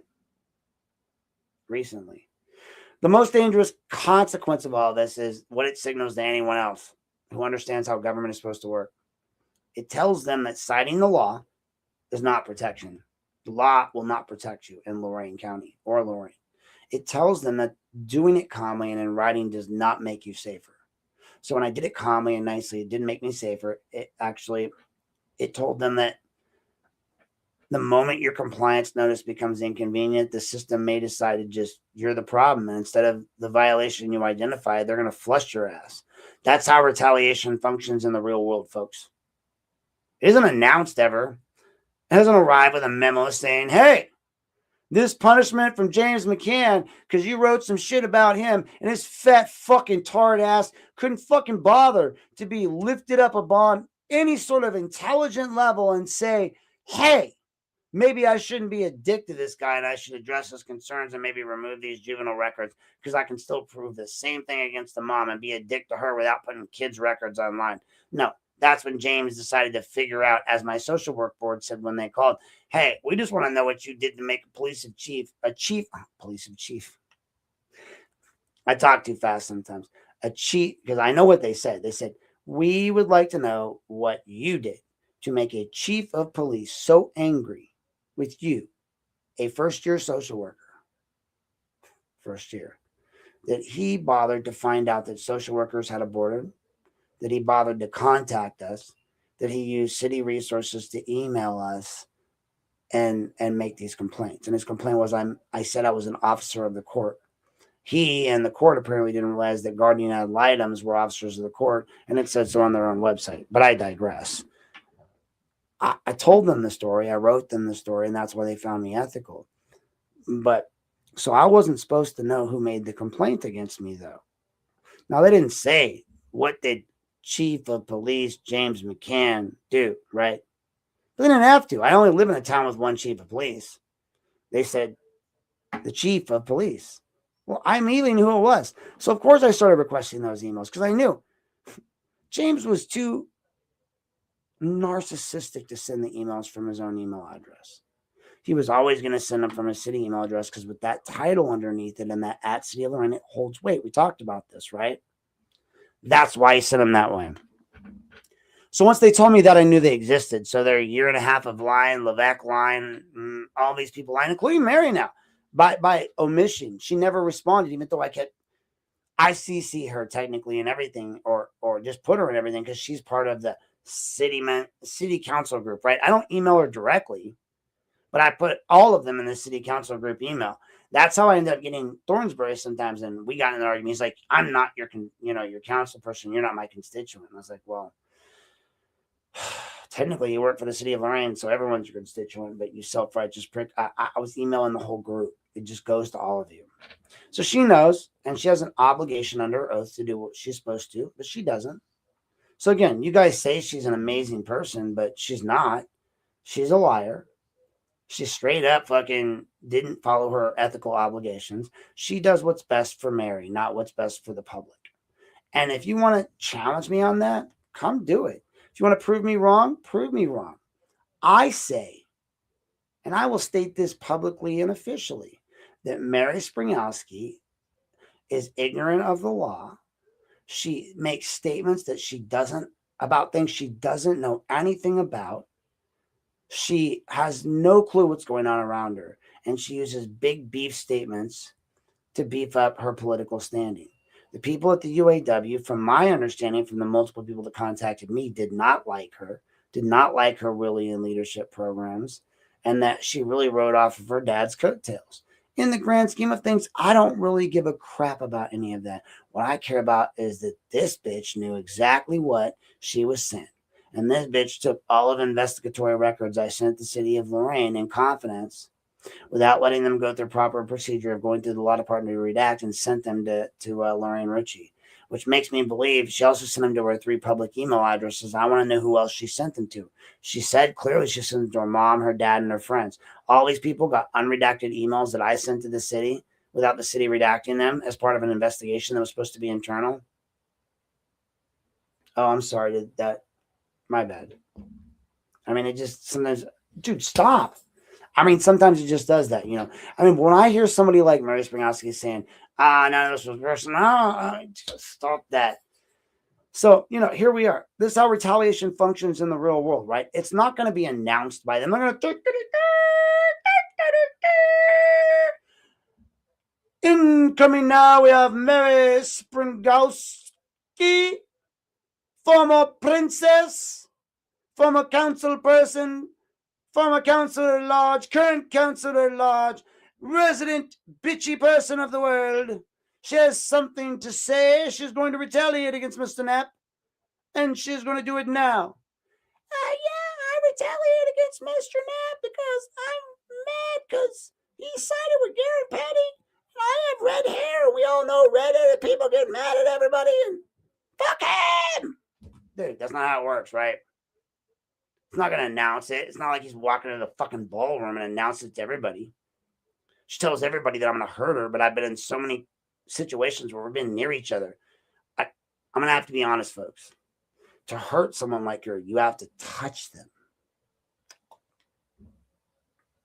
I don't like to be touched. I don't really like to touch other people. Me and my own kid argue about hugging. I damn sure don't want to hurt somebody, because to hurt somebody means I got to touch them. And I don't want to touch you. I don't know where you've been. Ew. But, it doesn't arrive with any memo saying that punishment is for protected activity, right? It arrives sideways. Get a little bit sideways. It arrives as a concern. He's crazy. It arrives as process. I have to do this. It arrives as investigations that never quite investigate the underlying misconduct, right? We need to look into Mr. Knapp and what happened 2 years after he came here, and make that part of why we should alleviate the crimes we committed against them back in the beginning. It arrives as a character narrative, or I like to call it more of assassination, that kind of floats free from evidence. And it arrives with just enough plausible deniability that every individual actor can actually say, right, like, I was just doing my job. I just got the email. Dan Nutt likes to do that a lot. I didn't know I didn't take that test. Oh, sure. I didn't know I got those emails. You didn't see every email I ever sent you, Dan? Mr. I want to be a state representative. Mr. I'm getting paid $96,000 to be an assistant auditor. You see how that works? Kukowski was once a council person too. Like, shit, you people are all over the place. But your building was built by the Dick Corporation. It really was. Go look at the plaque, left side, when you walk in City Hall. This building, the additions to the building were built by the Dick Corporation. And the people that are named, some of them are good, some of them are bad, but in the grand scheme, I think it's funny that this whole building is named after the Dick Corporation. It's full of dicks. But in the grand scheme of things, what the record shows is not an emotional reaction, right? It shows a structural response by these people. Once statutory notice was given and not rebutted, the system began to reorganize itself around containing it. Not correction, containment. Communication channels were controlled, records access was narrowed, a narrative-like language shifted from compliance to behavior. Outside bodies were contacted, licensees' implications were raised, civil remedies were discussed. And all of it happened without ever addressing the legal violation that started the chain reaction, which was McCann going online and putting that whole kid from the West 22nd Street incident, the Hildress, up online. Others who commented on that recently have said they've seen John Bryant's post and they go, oh, well, there wasn't a crime here. It happened here weeks after, or a few weeks after. All right, first off, any resident that ever lived in that home that was charged with the crime is currently in the residency of the state and was so during the time of the violation or supposed violation that occurred. The supposed violation that occurred was actually captured on their video. They got the video from them. It carried through their front yard, but it was not their home. And that's the misnomer. What occurred, and I'm going to say this clearly for the record, when it started, these three kids walk across the street holding their waistband. The idea is the police and the ATF say, oh, send those gentlemen back out. The argument starts, and it was, well, they were jaywalking.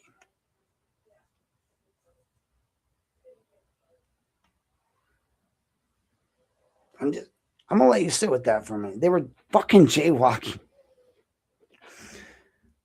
I was offended for them. Like, I was like, ew. If I was the ATF, I'd be like, yeah, we don't know him, but he's wearing an ATF. Like, He accidentally replaced his little Velcro. He works for Lorraine. And if I were Lorraine, I'd be like, I don't know who that guy is. Like, he's definitely ATF. Those are the feds. Fuck those guys, right? The words that came out of his mouth were the dumbest thing ever. Send those guys back out. And then he went on to argue how once they look, John Bryant said it best. Once you pass the threshold, you were fucked. My argument to everyone's always been you were fucked from the second you didn't get them crossing the street. Here's the better question. Why did you dumbass dicks not wait 20 minutes for them to leave the house again and walk back out? Fucking idiots. No, you missed your shot. You missed your shot. And then you went on to like just be total dicks about it. You yelled at her, you argued with her, and then you charged her with obstruction, which she didn't have the ability to fight because you're not going to give her a good public defender. No. All you're going to do is do what you want.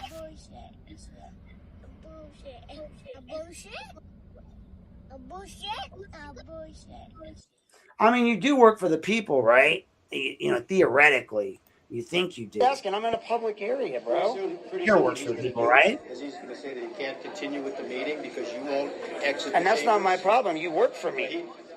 I don't work for you. You do work for me. I pay taxes. You work for the city of Lorraine. No, there's no agree to disagree, Mayor. Mayor, there's no agree to disagree. And what they're going to do is they'll just close the meeting. Close the fucking meeting, jackasses.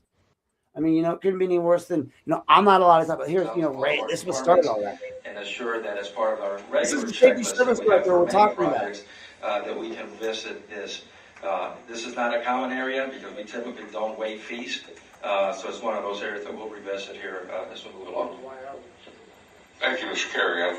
Say something? Then why are we? Say something? Then why are we? You want to get an attitude? You work for me, Carry On. He's our safety service director in Lorraine. Yeah, get it. Do it. Mr. Knapp, let's have Now it's about Mr. No, Knapp, right? your employee is addressing me, sir. No. These people, they just think, dude, you guys are used car salesmen and whoever else. Like, Ray, what do you do now? You didn't even have a job, right? You're safety service director. That's it. For your maintenance, I get it, bro. You think you're somebody special. You think your Spanish bravado is getting the better of you there in that moment, though. You know, like, I respect the deep heritage of the Hispanic male and, you know, his passion for expressing what he believes. But folks, like, you know, you can't just start yelling at people like they're like you're fucking flinging shit at a zoo. I just don't understand. Like, you know, they had outside bodies involved, civil remedies were discussed. They did all this against me. It's practical. Anyone who works in a regulated profession understands exactly what it means when a chief of police starts talking to your licensing board. Anyone who relies on public employment understands what it means when officials discuss contacting an employer, which they said they were going to do, and they did. I have the email. Anyone who has ever filed a public records request understands what it means when records stop existing. These are not abstract pressures, folks. These are levers. And the emails show those levers being tested, discussed, and pulled. And this is why that failure of criminal allegations does not restore balance. In a healthy system, it would. In a healthy system, the closure of an investigation and declination of charges would act as a release valve, right? The narrative would suddenly collapse. The pressure would ease. Like the parties would eventually disagree, I feel like. But that doesn't happen here. Because the objective was never about prosecution. It was about suppressing me and my comments. About making me a bad guy that no one would ever listen to. They don't need me to go to jail for me to be ineffective. They need me to discredit it, right? And they were doing a quite good job of that for a while. They were fucking me up left and right in the courts, everywhere, trying to just hammer me. They tried to bring charges against me. Tia tried to bring charges. Everybody did. But who came out on top? Who won? I proved it to you that I wasn't wrong. I came with motherfucking receipts, bitches. What did you want? What did you expect I was going to do? I'm a social worker. I am one of the best trained individuals you'll ever find in social work because I was trained by the Department of Social Work at The Ohio State University. They didn't fuck around. They turned a conservative into a guy that will literally advocate for homeless people. And when you asked me at the, meeting for Hispanics, and you asked about ICE, I get I'm a Republican, and I'm not in with ICE, baby. I think we need a legal pathway to people coming into our country, yes. But I also feel like we still have a right in this country to be viewed as citizens, and the government doesn't have a right to just impose their will on us. So most objectively, I'm usually arguing on the side of social causes that usually Republicans wouldn't, because that's how good OSU is. They taught me how to be a good social worker, and part of being a good social worker is finding flaws within systems and fixing them. Call up OSU and ask them. Ask him if I'm wrong. I'm not wrong, because when he sent the complaint in, that's exactly what I responded with. This is what we do. It's like, let's go, right? You're playing Call of Duty. Wow, you really dominated. Let's go. Of course I did. So none of it stored balance. The narrative would collapse. Pressure would ease. The parties would disengage. We didn't have this problem still 2.5 years later. That's not what happened here, though, because the objective was never about prosecuting me. It was always about suppressing me. And the criminal law, once it said no, the strategy did not stop, apparently. It just adapted itself. The civil process was then used where criminal process failed. So they couldn't get a judge or a prosecutor or now judge to agree with them. So then media framing continued without legal resolution. Informal disclosure replaced lawful release. The system did not correct itself. It rerouted. Internally rerouted. And that's what makes this record so alarming. In the end, is because it demonstrates how easy it was for institutions to bypass evidentiary safeguards without ever technically violating criminal law. No one had to fabricate evidence. No one had to lie outright. All they really had to do was ignore the statute, refuse to correct the violation, and then let fear do the rest. And they're good at that. Fear is incredibly useful to power when it's untethered from the facts. Fear doesn't require proof. It doesn't demand cross-examination. What it does not wait for, any sort of charging decisions. Once fear is injected in the conversation, process becomes optional and urgency becomes justification. The emails start to show transition clearly. Concern language starts to slowly shift and replaced by legal language.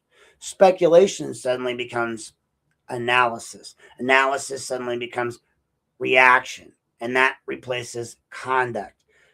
The most corrosive part is that the fear is self-reinforcing. We've all seen it before. The longer the report stayed online for this kid, the more reaction it generated. The more reaction it generated, the easier it became to justify the escalation.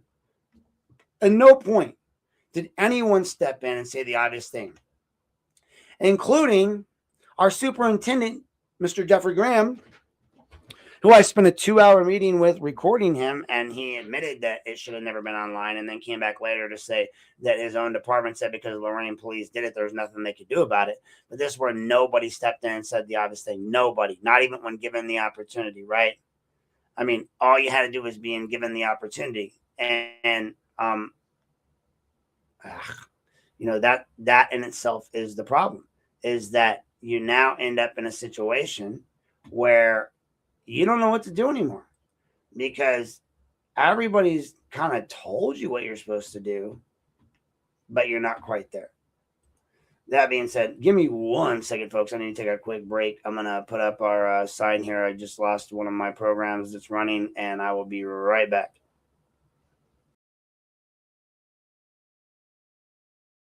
DNC Radio, independent voices, local community, no filter. Follow now at facebook.com/DNC Radio OH. DNC Radio, independent voices, local community. Unplug with Nap. Yeah, we cut through the noise. No script, no leash, no polished decoys. Broadcasting without permission. We don't ask. We lift the curtain and we drop the mask. Unplug with Nap. Yeah, we cut through the noise. No script, no leash, no polished decoys. Broadcasting without permission. We don't ask. We lift the curtain and we drop the mask. Unplug with Nap. Yeah, we cut through the noise. No script, no leash, no polished decoys. Broadcasting without permission. We don't ask. We lift the curtain and we drop the mask. Unplug with Nap. Yeah, we cut through the noise. No script, no leash, no polished decoys. Broadcasting without permission. We don't ask. We lift the curtain and we drop the mask. Unplug with Nap. Yeah, we cut through the noise. No script, no leash, no. Totally sorry about that, folks. Totally sorry about that. I had all my notes up about this case, and I was closing out something. Somebody sent me a message while we were talking, and I closed out all my notes, and I was in the midst of reading from said notes when that happened. So I do apologize for that little glitch there. First glitch in an hour and 35 minutes, I guess. Not too bad. So let me pull that back up here and get back to where I was at. I do so apologize. Such a faux pas on my part. But while we're talking about that, like, guys, just imagine at this point you're me. Put yourself in my shoes and say to yourself, what do you do? How do you fight this sort of power? How do you look at a chief of police and all these people saying you're bad, you're crazy, you're insane, you're unhinged, which is his favorite word that James used, when he just met you and all you did was make a couple complaints about somebody's kid's information being online? Think about that. Think about what would you do if it took food off your kid's plate. Think about what you would do if you'd been taught through OSU that if you did all these things right, if you did all the narratives that they taught you, that eventually what would happen is you would get this outcome. And then you didn't. I rolled into Lorraine thinking as a new, and that's where people confuse me. I don't look like a new social worker. I realized that looking at myself in that skate video. I graduated in 22, so I came in with the naivety of a brand new social worker thinking I could change the system, but with the age of somebody that they thought should have known better. If I was 20-something, they would have just told me to shut the fuck up and moved on about their day, right? But I wasn't. I was of an age that they thought I should have known better. But I was newly inspired. Why would I know better? Why would I know different? When I even asked my own supervisor of juvenile justice, are you telling me to break the code of ethics? No, I'm just telling you they could refuse to work with you. Ew. All right, whatever. I mean, I guess, and that's what they did eventually. They just said, screw it. But hey, that's the part where the role of leadership becomes impossible to ignore, right? Leaders are defined not by what they say in public, but they're defined by what they stop internally. And a mayor, like Mayor Bradley, who refuses to engage statutory analysis, who is also an attorney. A law director who allows mutually exclusive records positions to stand. A safety service director in Ray Carrion, who moves from neutral intake to strategizing how to deal with the complainant, me. A council member in Mary Springowski who bypasses records law to share materials privately. And these are not isolated lapses. They're choices, folks. Choices compound. By the time selective disclosure occurs, the damage is already done, but the significance of that goes far beyond the case. It tells a future where the requester, it tells every future requester, anybody, any one of you, right? Anybody that wants to speak out on this, exactly what to expect. If you ask through the law, you will be delayed, denied, and they'll wait till you die. Or you'll be told something doesn't exist. If you're aligned with them, information will flow freely.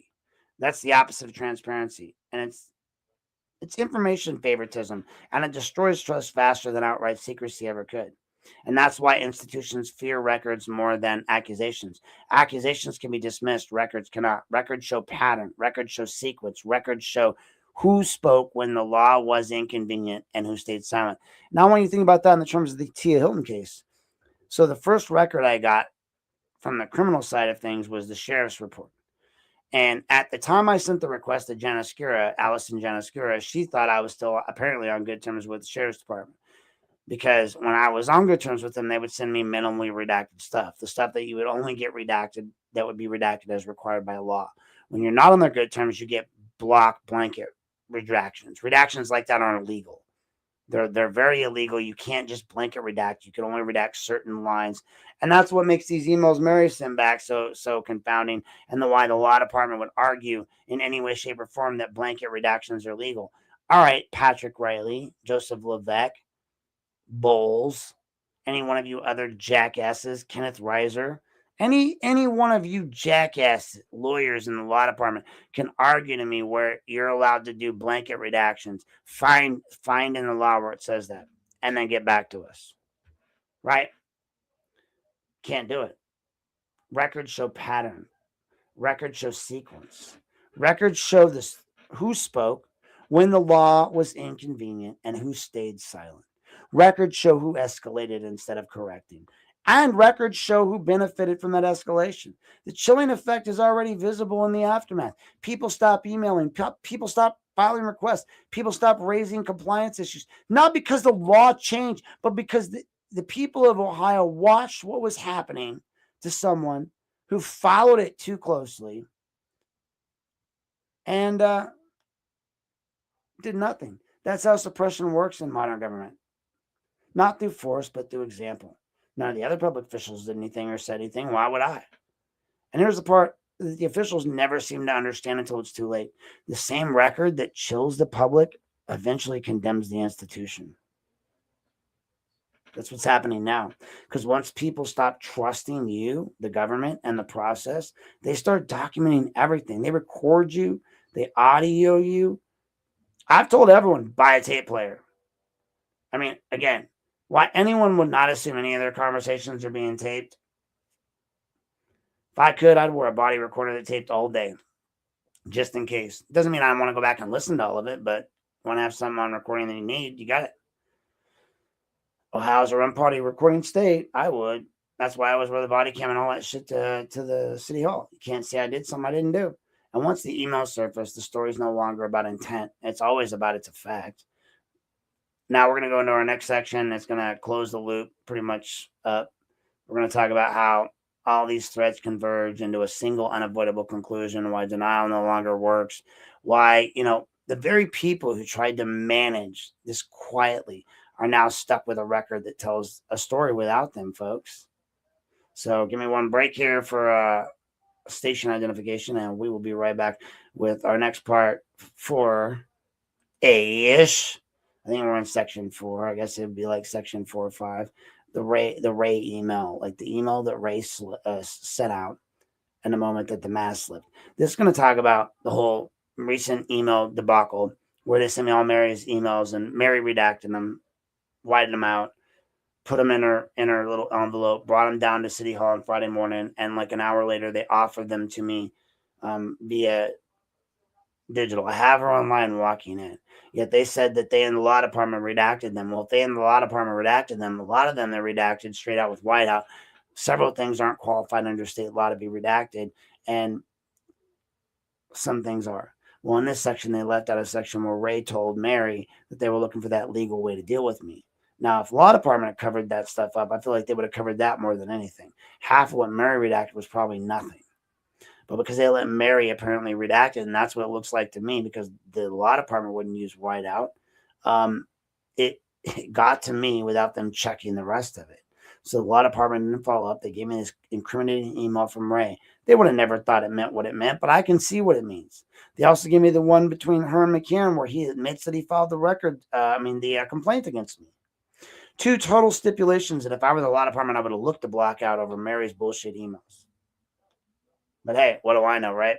So we're going to do our quick pause for station identification, and then we'll be right back.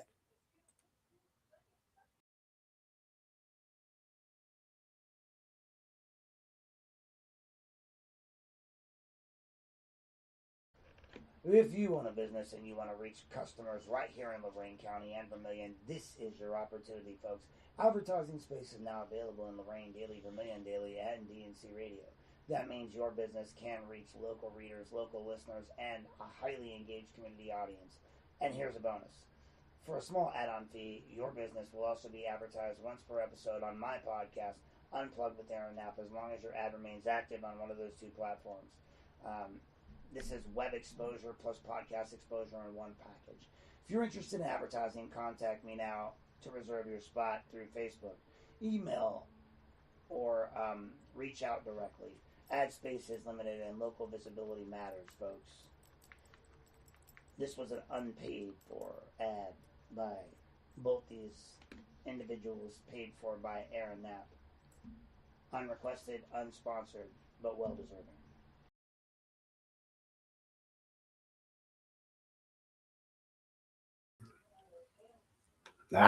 Sorry about that. Gonna add and remove.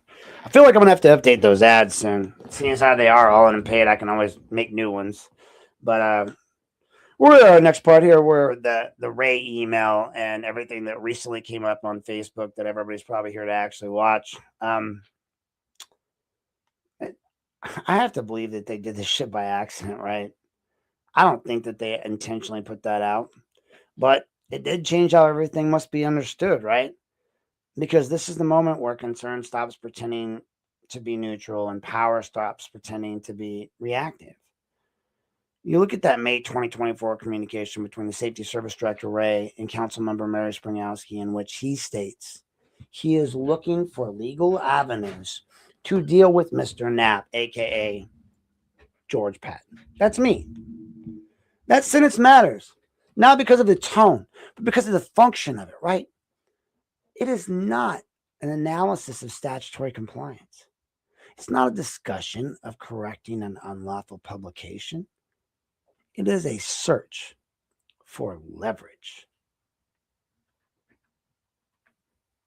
Let that sink in. A search for leverage against a person who has already exhausted every other lawful channel available to him. Me. By May of 24, the city knew the facts that they later pretended were uncertain. The statutory notice had been given. The Public Records Act had been cited. Criminal allegations had already failed to materialize. Prosecutors had declined to act against me. McCann could get no charges stick, no boards to find me guilty, no findings of wrongdoing, ethical. State Unemployment Board, whistleblower. Nothing. Just Aaron is fucking golden. At that point, the city was not reacting to danger. It was reacting to persistence. It didn't like me because I wouldn't go the fuck away. And Ray's language makes that distinction 1,000% unmistakable. Looking for legal avenues to deal with Mr. Knapp is not the language of a public safety official. It's the language of containment. It presumes that the problem is not an unresolved legal violation, but that the person who keeps pointing at it is the problem. That sentence doesn't ask how to comply with the law, right? It asks how to neutralize the person that's invoking it. How do we get rid of Knapp? How do we get rid of Aaron, the social worker? I mean, McCann himself said it best. Aaron Knapp is the reason that the city of Lorain police stopped working with social workers. Wow, that's pretty bold. That tells me either one of two things. Either my profession is a bunch of jackasses who aren't doing their job, or the Lorain police chief had just never encountered a social worker before. Which one do you think is more likely? I think it was on James, not on my profession. This is what we're supposed to do. We're supposed to correct these systems. But typically when we correct them, we don't get attacked by a police chief who calls our board. And I wouldn't have gotten those emails if he hadn't sent them through his public email address on his public email, like his government email. Like if he'd used his personal one, I could have never got them, because complaints against my license from my board, it's unheard of to get that. So when I tell people I have the complaint in my board or from my board, people go, how? You're not allowed to have that. Normally I wouldn't be. But when you do it retaliatorily through a government email address, you kind of give up all of those statutory rights that you had to say no before. Now I have something I should have never been given, but I have to be given. And the reason I have to be given it is because he should have never sent it that way, and he should have known better. But hey, let's look for legal avenues to deal with Mr. Knapp, Ray, right? That's not language of a public safety director. It's the language of an asshole trying to contain somebody. It presumes that I'm the problem and that I'm a legal violation. That sentence does not ask how to comply with the law. It asks how to neutralize me, Aaron Knapp, George Patton. And when a safety service director frames a citizen that way, when Ray Carrion, this man who has no experience in this area. He was always a construction guy. I have his files. He worked in the beginning for the city of Lorraine, left to go to, I don't know, some other place. Who gives a shit? Came back to work for city of Lorraine. Then became supposedly our, supposed best 6th ward city councilman. They wanted to name a fucking pool after his ass that I just want to go drown myself in at this point. And then I look at like the whole point of all of this. So what? So you could say he has health issues and then promote him to safety service director. Then give his wife's sister's husband your old 6th ward council seat. Then have him hold it illegally for a year while bashing me on the way out. And then give it to Arroyo, your other buddy. Oh, okay, cool. I know why y'all didn't want me on there, because then I would have been able to get all the emails. I would have requested everything. You'd have known. I would have known what was going on in the executive session. Here's a hint. I'm not going to run again, ever. But if you motherfuckers out there, I love you all. I say this with all the love in my heart. If you motherfuckers vote me in as a write-in for mayor, I won't say no. Or for 6th ward or for any ward. But I mean, honestly, I don't know that I want to be a part of this scumbag situation. How can you possibly operate in a government? Like, imagine they said, listen, we're going to make you a council person. Okay. So who are the other council people? Well, they're all rattlesnakes. Oh, shit. That sounds dangerous. Yeah, I know. Well, what about the mayor? Yeah, he's a cobra. Oh, shit. What about the city workers? Yeah, they're all mountain lions. Ooh, that sounds like I'm going to get killed. Okay. What about the low-level administrative people? Oh, they're just sheep. Oh, okay, cool. I'm cool with them. You going to take that job? Sounds like I'm going to get bit sooner or later. That implication is not subtle. That's the machinery of government has shifted its focus to that here in Lorraine. The role of discipline collapse as a safety service director is charged with overseeing police, fire, and public safety operations. That role does not include strategizing legal pressure against residents who engage in constitutionally protected activity. It does not include identifying workarounds when criminal law has already said no. And it does not include coordinating with elected officials to deal with a private citizen who has not been charged with fucking anything. When that language appears in writing, it's not accidental. It reflects how the situation was being misunderstood, or I'm being nice when I say misunderstood internally. I should say it really reflects how the situation was being directed, controlled, and understood internally. And that understanding is fatal to every later claim of neutrality, folks. They can't claim they didn't know something that they knew. They can't claim that Ray wasn't. I mean, all right, so he got appointed what? November, December. Fuck. He was done with city council in what, 23? I don't know. All I can say is he gets this job and then suddenly he's attacking me. I have your personnel file, bro. You're a maintenance worker. Eat it. Anyway, I'm not going to do that. Because once the objective becomes about dealing with me, the person, the individual complaining, rather than correcting the actual problems that I pointed out that are detrimental to the city's interests, every subsequent act has to be read through that lens. Record denials stop looking like workload issues, and selective disclosures stop looking like informality.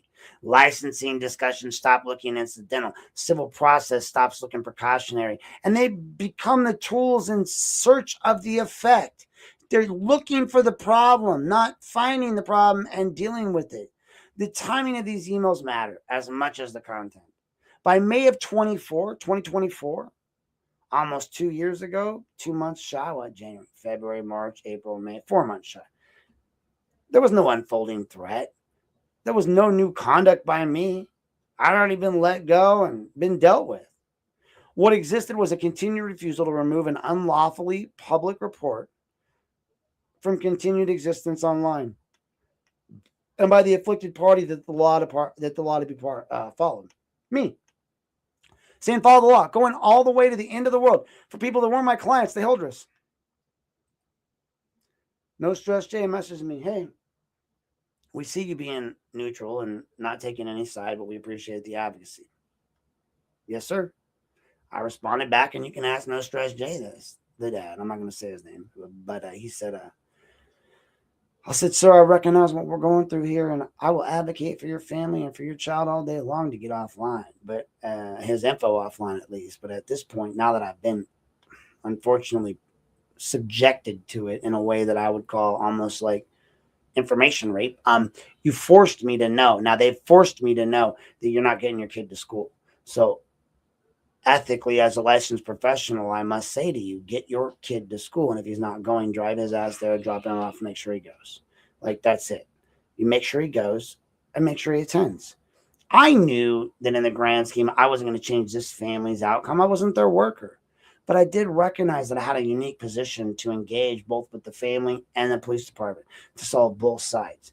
The family took it and said, you know what, you're right. And they started seeing better attendance. That kid never gets in trouble again. My engagement with the Hildreth family, I feel like worked. I feel like they were also forced into oblivion, wanted to move out of the area, and were harassed to no end by people from out of state, just like the police were.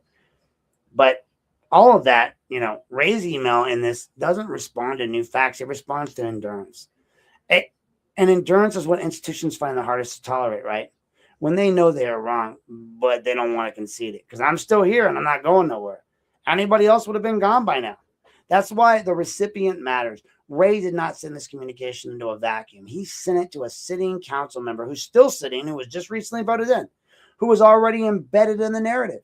You just voted Mary Springalski back in for another term. And she had already received materials, and who would later be involved in informal disclosure outside of the public records process.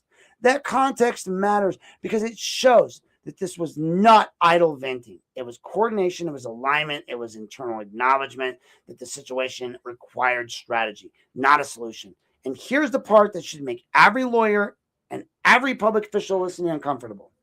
There is no corresponding email in which Ray says anything like this. There's no email where, email asking whether the city is violating revised code 149.43. There's no email questioning whether the report should have been removed earlier. There's no email expressing concern that selective disclosure could expose the city to liability. There's no email urging restraint now that the criminal law had been declined to act. The silence on compliance paired with urgency about dealing with a citizen tells you exactly where priorities lay. It's not a hindsight bias. This is written evidence. When government officials like Ray Carrion start, quote, unquote, looking for legal avenues to deal with Mr. Knapp, a.k.a. Mr. Patton, or George Patton, against any specific individual, especially Aaron Knapp, a.k.a. George Patton, who is engaged in protected speech and lawful process, especially Aaron Knapp and a.k.a. George Patton. This issue stops being discretionary governance and it starts approaching retaliation, right? Analysis. Whether anyone uses that word or not, the phrase itself presumes that the law is the toolkit to be deployed by a person. I'm sorry. I misspoke. The phrase itself presumes that the law is a toolkit, right, to be deployed against a person rather than a boundary that the government must operate within, right? So you use it when it's necessary, but not as a boundary. That inversion is the hallmark of abuse of power, even when it's dressed in bureaucratic language, right? It's difficult to say. I want to be clear. It is also impossible to reconcile that this email with Ray's, which later claims that actions were taken reluctantly, defensively, or purely out of safety concern. You don't get to go looking for legal avenues against someone unless you have already decided they are the problem. And by the time this email was written from Ray, the only thing that distinguished me from anyone else that he would stop citing the statute and demanding compliance. Like, that was it. That was the only thing that distinguished me from anyone else, is that I would not stop citing compliance. And that's the chilling effect in the real time.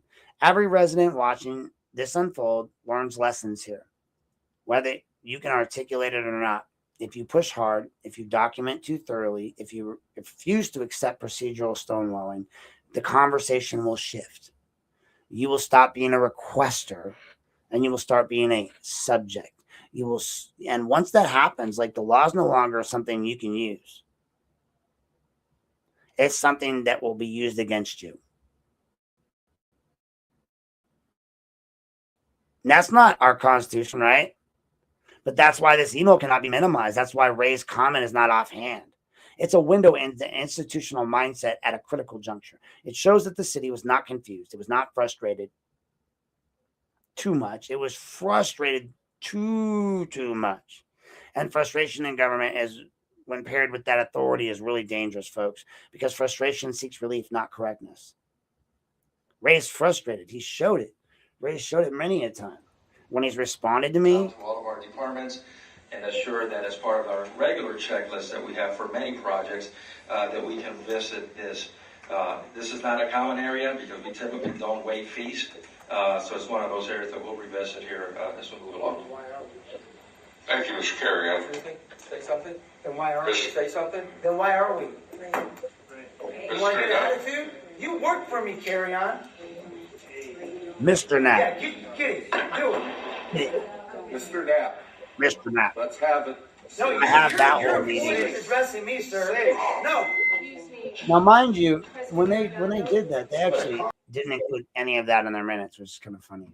But hey, when relief becomes the goal and they want to get relief from you, anything that constrains that relief, including statutes, ethics, process, critics, people, voters, they start to look like an obstacle instead of an obligation. Serving the voter is not an obstacle, it's an obligation.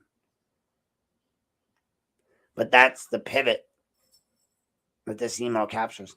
The moment the law stopped being the answer and became the problem. Everything that follows makes sense only if you start here.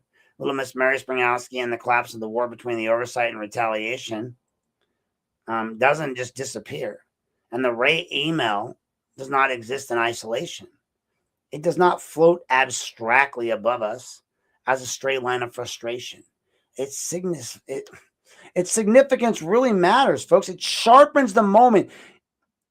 It is to read alongside the conduct of Mary Springowski, because she is the point where internal posture turns into external consequence. She is the bridge between institutional strategy and private dissemination. Without her actions, the record would look very different. By the time Ray wrote, he was looking for avenues to deal with Mr. Knapp. Mary Springowski was not a passive recipient of the information. She was already positioned inside the narrative, already receiving communications, already treated as someone who needed to be looped in on how to handle the problem that the city had decided I represented. All while saying she would never and had never responded to me and only forwarded all my emails to the law department as my government representative. That context matters, because what followed was not an accidental overlap. It was alignment. She aligned. After the internal communications between her, McCann, her, and Ray and all these people, and more investigative materials that had entered the city, custody did not remain confined to legal custody channels, right? I gave them a bunch of emails that showed a bunch of stuff that may or may not have been required to be redacted, and she didn't care. She didn't send them to the law department. She didn't wait for a request from Lorraine Ritchie. She just sent them. Now, they can say otherwise at this point. They could try to create otherwise, but they better prove metadata that shows it came 2 years ago or whenever it was. But they didn't pass it to the law department for redaction like every one of my fucking requests does. They didn't wait for a public request like I have to. Instead, they just moved outwardly, informally, secretly, and decisively to a private citizen, little Miss Lorraine Ritchie. That transmission does not happen despite, it did not happen despite the internal posture reflected in Ray's email, right? It happened because of it. She's not going to send that otherwise. When she starts sending shit that has that kind of comment in it, of course, then Lorraine can rephrase it on her 800-page, or people of like 600 people or whatever of select government entities that she has on her page, and other precariously placed citizens who can actually make comments on me, including Tia Hilton and including current government members and including a deceased police officer, and including moles on my page, all of whom which have internally been on that page and receiving information about me. I can only imagine that there's been more and more emails sent because Mary sent them to her own emails and then sent them to others. It doesn't occur spontaneously. It requires a person with access, authority, and willingness to bypass process. Council member like Mary has all three. Springowski had access to investigative submissions precisely because she was an elected official. And still is. She had authority precisely because her position cloaked her actions and assumed legitimacy. And she demonstrated willingness by transmitting materials that the city later itself treated as sensitive when requested through formal channels. Not a neutral conduct issue, it's execution. Once you place Ray's email and Springowski's disclosure side by side, the story stops being about the individual judgment call and starts being about the role of abandonment. Ray articulates the objective clearly, find a legal way to deal with Aaron. Springowski's disclosure advances that objective by not correcting the underlying violation, but by empowering a private actor with unredacted material that could be used to shape the narrative, i.e. Lorraine Ritchie. Amplify that suspicion by telling her more and reinforce the framing that had already taken hold internally. The most damning part of this is not merely that the disclosure happened, it's that it happened asymmetrically. When I sought records involving Lorraine Ritchie, the city invoked process, the law department reviewed, redactions were applied, exemptions were asserted, the Public Records Act was treated as binding, and this was the city acknowledging, though, through its own conduct, that these materials required care, context, and statutory handling.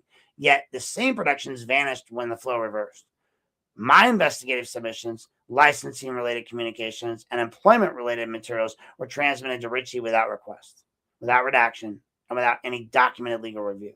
I guarantee you they didn't have fucking proof that it was ever sent other than those emails that I just got. And that person was communicating with everyone from Marty, the commissioner, on down. And when you talk about Mary saying, I didn't know Dave Moore. Well, you emailed Marty Gallagher, and everyone knows he's Dave's Moore, little bitch. Whatever. And why were you in a t-shirt? Never mind, Aaron. Don't ask that. Look, preference is the opposite of oversight. Springowski did not act as a legislator seeking to correct an administrative failure. She acted as a conduit for materials that could not lawfully be released the way they were. At a moment when internal officials were actively discussing how to deal with the person who had forced the issue. The law doesn't permit that role. The Public Records Act doesn't recognize a council member distribution exception. It's bullshit. There's no statutory authority that allows an elected official to substitute personal discretion for custodial process. This is where the significance of Springowski's silence becomes so important. As important as her actions. Because at no point does the record, and at any point in this record, does she ever question that the city was violating anyway Ohio Revised Code 149.43. At no point does she ask whether selective disclosure would expose the city to liability in your tax dollars. At no point does she insist that the records be handled through proper channels. Her response to Ray's posture is not resistance, it was compatibility. And compatibility matters because it shows how easily legislative oversight can actually be inverted. Instead of acting as a check on the executive branch, Springowski became an extension of it. Instead of insisting on lawful process, she bypassed it. Instead of protecting the integrity of the government custody, she fractured it. Once it happens, the distinction between public office and private action collapses. The selective disclosure also completes this whole chilling effect that Ray's email foreshadowed. It demonstrates to every resident watching and people beyond in Ohio and beyond that once internal officials decide you're the problem, you're the issue, safeguards will not save you. Laws will not save you. Process will be enforced when it constrains you and ignored when it empowers others. Information will be treated as sensitive or disposable depending on who's holding it, and elected officials who are supposed to be your servants and serve as a buffer may actually instead become the accelerants. That's why Springowski's conduct cannot be minimized as informal communication or constituent engagement. Investigative submissions are not casual materials. They're not taking points or talking points, so to speak. They're documents entrusted to the government for a specific purpose. Forwarding them outside lawful process transmissions from the records into weapons becomes, because they're stripped of the legal framing and institutional responsibility at that point. The connection between Ray's emails and Springowski's disclosure is not speculative, structural. Ray identifies the target, Springowski proves the means. The law is not consulted, statutes not applied, the process not followed. And the process is what matters. And the person who cited the law is the one who gets exposed. That's not coincidence, that's convergence. Once this section of the record is understood, it almost becomes completely impossible, folks, to really accept later claims that their actions were reluctant, defensive, or driven by safety alone. Safety doesn't require bypassing, right, of public records law. Oversight does not require empowering private actors. Compliance does not require dealing with a citizen instead of fixing a violation. What happens here reflects a breakdown of a role of discipline at multiple levels, but Springowski's role is the most pivotal one because she's where the internal becomes the external. She's where strategy leaves email and enters the world. Think about that, because before this was all contained within the government apparatus. The people that knew, according to the city, were just people within the city. McCann, maybe his subordinates. None of council knew. Once Mary was told he brought the charges in an email that she sent to other people, that eliminates that whole argument. Everyone knew he brought charges against me, so there should be emails. Look for them. But they didn't. And once that happens, the damage is no longer contained within City Hall. It's going to spread. And spread it did. And that spread is exactly what that law was designed to prevent. There's a timeline here that removes ambiguity and how these requests, the email, and the disclosure overlap in real time, right? To understand why this cannot be brushed aside as misconduct or miscommunication, as miscommunication or coincidence, you have to understand and hear the timing as a single continuous sequence rather than isolated moments scattered across months. When the dates are aligned, when the structure becomes obvious, and when all of it becomes obvious, denials stop being credible. By early 2024, I'm already out here asking city officials, and you should have been too, but for specific categories of records, not generically, right? I'm not looking at these generic facts. I'm pulling stuff. It's not hypothetical. I was asking for emails and communications documenting whether James McCann had contacted my professional licensing board and what had actually been said. Those requests did not appear out of thin air. They were not prompted by conduct, that I was experiencing. And I mean, honestly, actually, they kind of were. They were the whole reason I brought them was prompted by the conduct I was experiencing from city officials and by the information already circling inside city government. I wasn't accusing. I was asking to see the paper trail that would either confirm or disprove retaliation tied to licensure. That places my request squarely inside the Ohio Public Records Act and squarely inside the protected activity I was doing. At that point in time, the city leadership already knew that McCann had escalated the situation internally. They had been sent emails about it. An investigation had been opened. The fact matters because investigations generate records by definition, emails, references, notes, communications with outside entities. Once an investigation exists, the city cannot plausibly claim uncertainty about whether the record itself exists. Council cannot plausibly claim ignorance on the sensitivity of these or the relevance of these records tied to this investigation. And that's the posture of the city when the May 2024 email arrives is. In May of 2024, Ray Carrion sends the email to Mary Springowski stating that the city is looking for legal avenues to deal with Mr. Knapp. And that sentence does not arise during a neutral compliance review. It does not arise during a period of uncertainty. It arises after months and months of statutory notice, after unresolved political or public records requests, and after an investigation has already been opened and closed, and after the criminal theories have failed to materialize into evidence. That email is sent while I was still actively seeking records from the city council. It was sent while the question of McCann's contact with my board was still unresolved. It was sent while the city is maintaining contradictory positions about their responsive records exist. In other words, it was sent at the precise moment when process matters the most and when discretion is most dangerous. Then comes the disclosure, and after that email, not before it, Council Springowski transmits investigative materials and communications that it entered government custody to a private citizen from outside public records process, and this is no public records request. None. There was none. There's no routing to the city's designated custodian records of custodians. There is no exemption analysis. There's no redaction log. No notice to me, despite the fact that I was actively seeking the same category of records throughout lawful channels. The order of events is the story. Requests for board-related emails and investigative communications internally acknowledge that the city is looking for legal avenues to deal with me. Selective disclosure of those materials to a private actor, Lorraine Ritchie, while lawful requests remain unanswered, denied or not, is not right. Now, you say what you want, but once that whole sequence is heard in a single chain, the defense that these were unrelated acts collapses. Springowski did not disclose records in a vacuum. She did so after receiving an email framing me as the problem to be dealt with. She did so while knowing that I was asking for records tied to the same subject matter, and she did so with the knowledge that an investigation existed and that my licensing's implications were in play.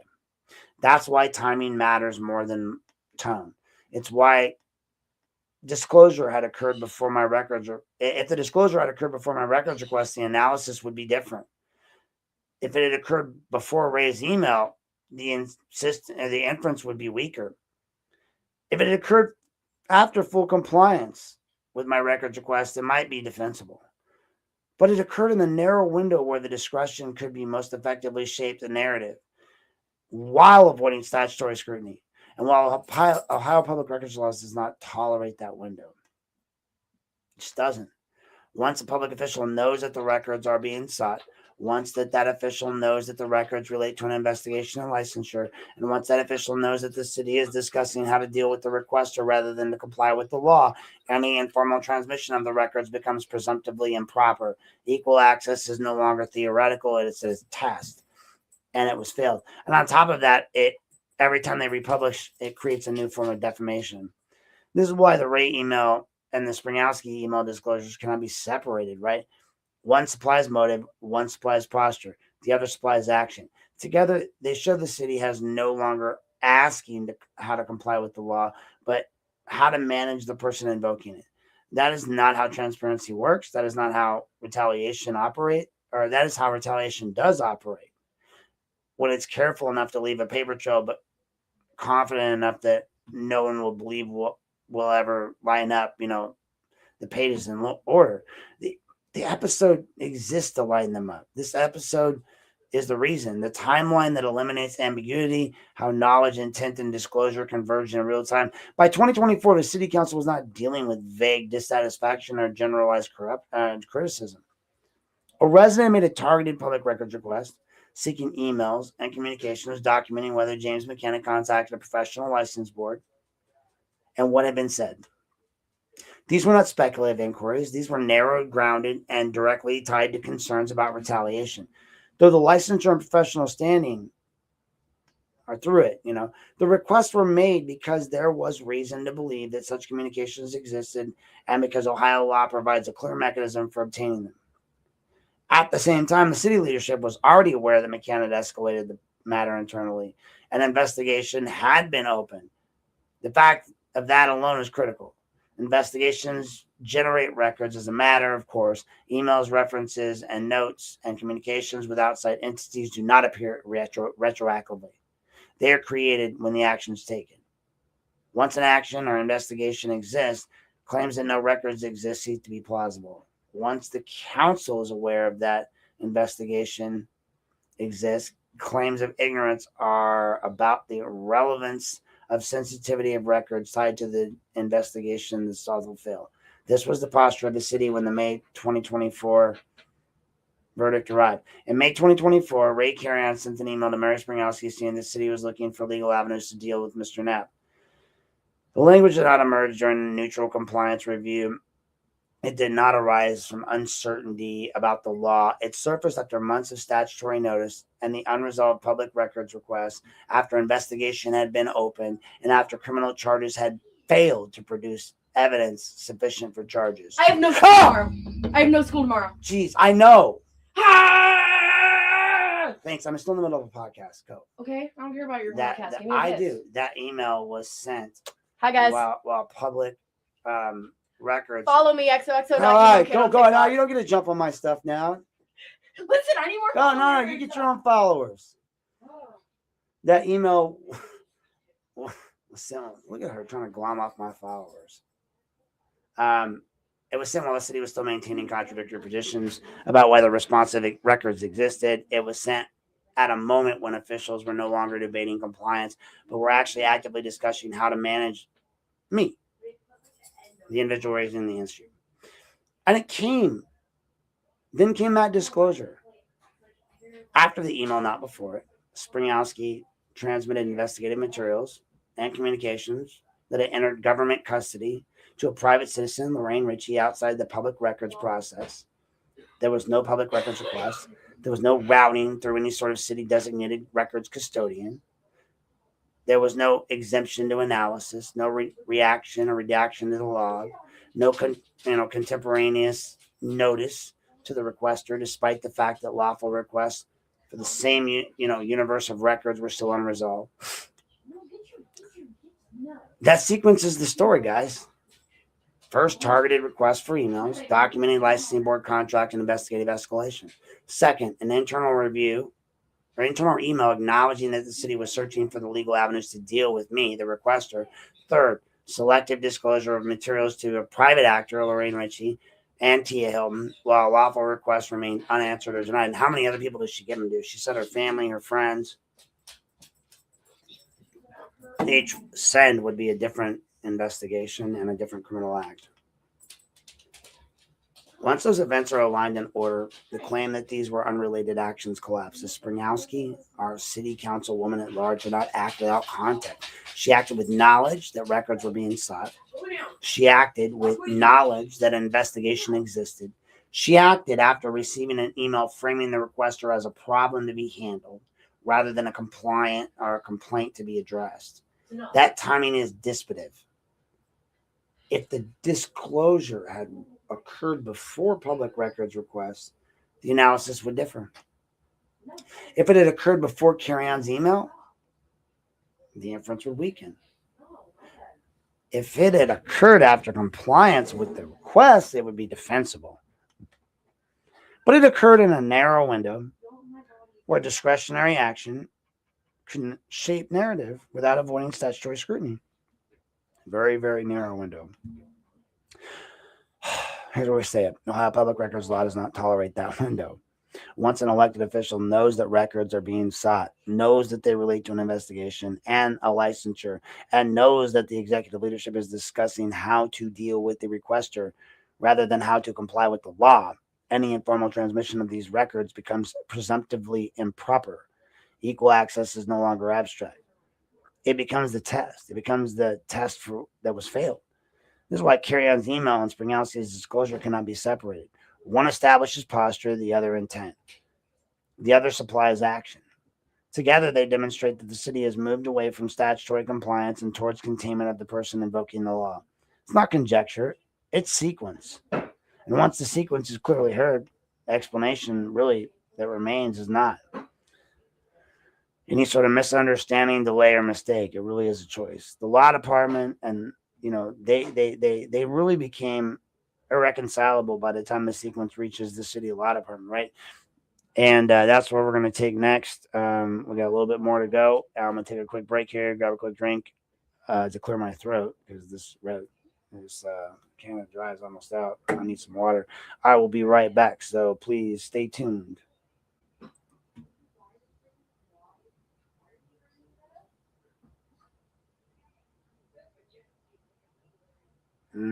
Sorry, I'm looking for this ad.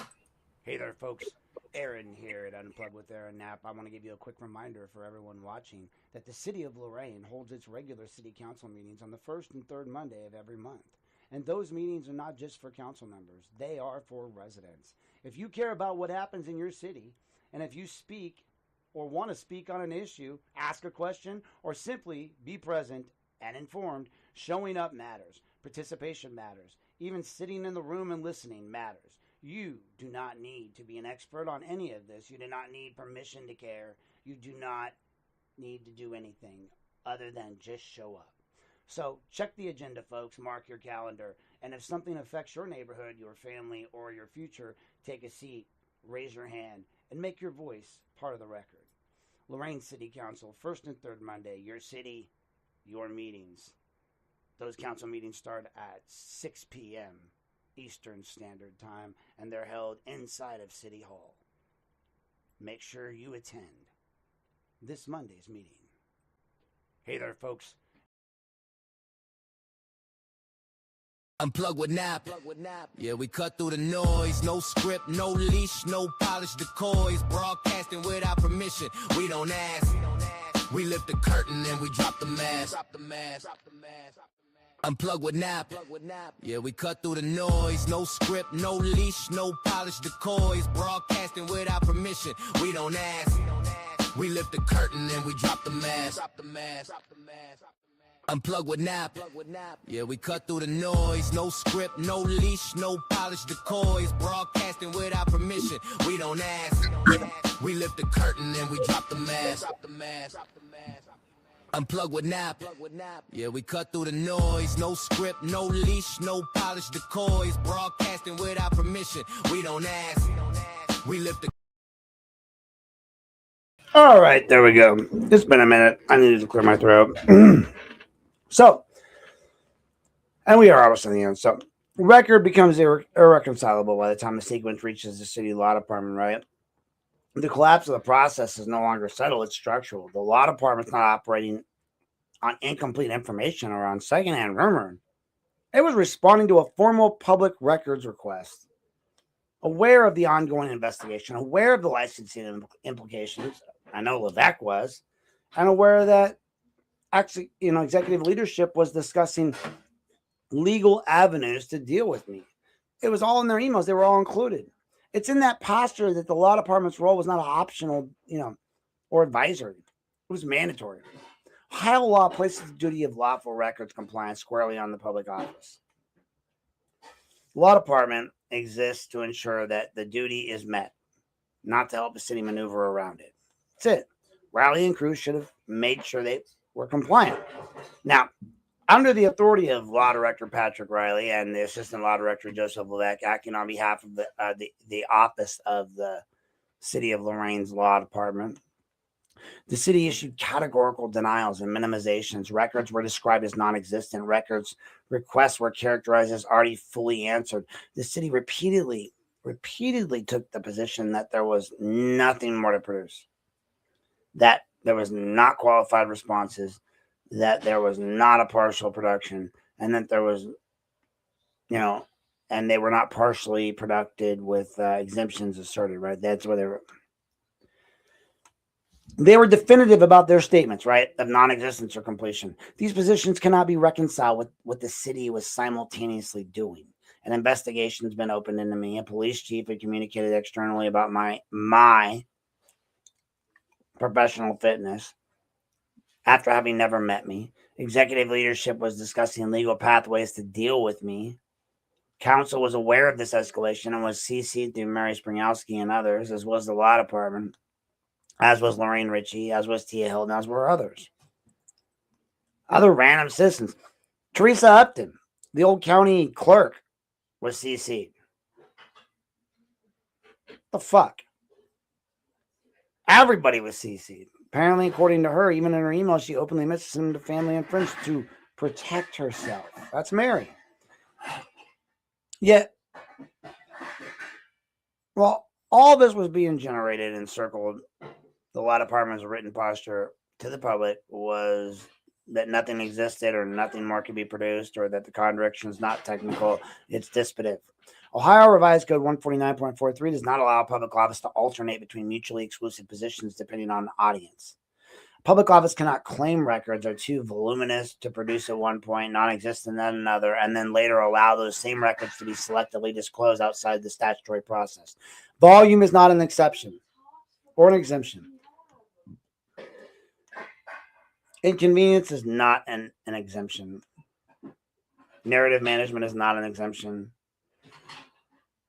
Once existence is acknowledged, folks, denial becomes legally unattainable. What completes the loop is what happens next. Despite the law department's denials, investigative materials and communications from that same universe of records were later curated, transmitted by a council person named Mary to a private citizens outside the Public Records Act. That alone proves existence. It also proves control. Records do not curate themselves. Someone selected them. Someone sent them. Mary. Someone exercised discretion over who received them and how. Mary. That's the moment I saw the law department's position collapse entirely. If records truly do not exist, and they do not or could not be shared, they could not have ever been shared, and if requests had truly been fully answered, there would have been nothing left to disclose. If exemptions applied, there would have been there would have been a statutory analysis of some sort. There would have been redactions, a log, all these things that they argued for months not to give us and then finally give us. None of that occurred. Instead, records were denied through formal channels and disclosed through informal ones. They'd say no on one hand, but giving them to Lorraine Ritchie no matter what. Without being even requested. Here you go, Lorraine. That's not delay. That's not misunderstanding. That's not even administrative sloppiness. It's a bifurcated system where the law is invoked to block one person and bypass, so to speak, to benefit another. Once that happens, the law department's role kind of shifts from guardian to compliance to the architect of the installation of the criminal act or the act. Whether by action or acquiescence, the office allowed a structure where statutory safeguards applied selectively. That's precisely what public records law is designed to prevent. Equal access is not suggestion, right? It's the core principle. When equal access fails, transparency fails with it. When you look at the fact that Mary gave all the emails to Lorraine Ritchie unredacted, and the law department thinks they can redact stuff. I CC my lawyer on everything. Does that mean everything that I CC'd him on is suddenly legal advice? That means that they have to not share any of mine. That's the bullshit of that statement. At this point of the record, this no longer needs to be inferred. The contradiction speaks for itself, right? Records denied under color of law were nevertheless available when disclosure served a different purpose.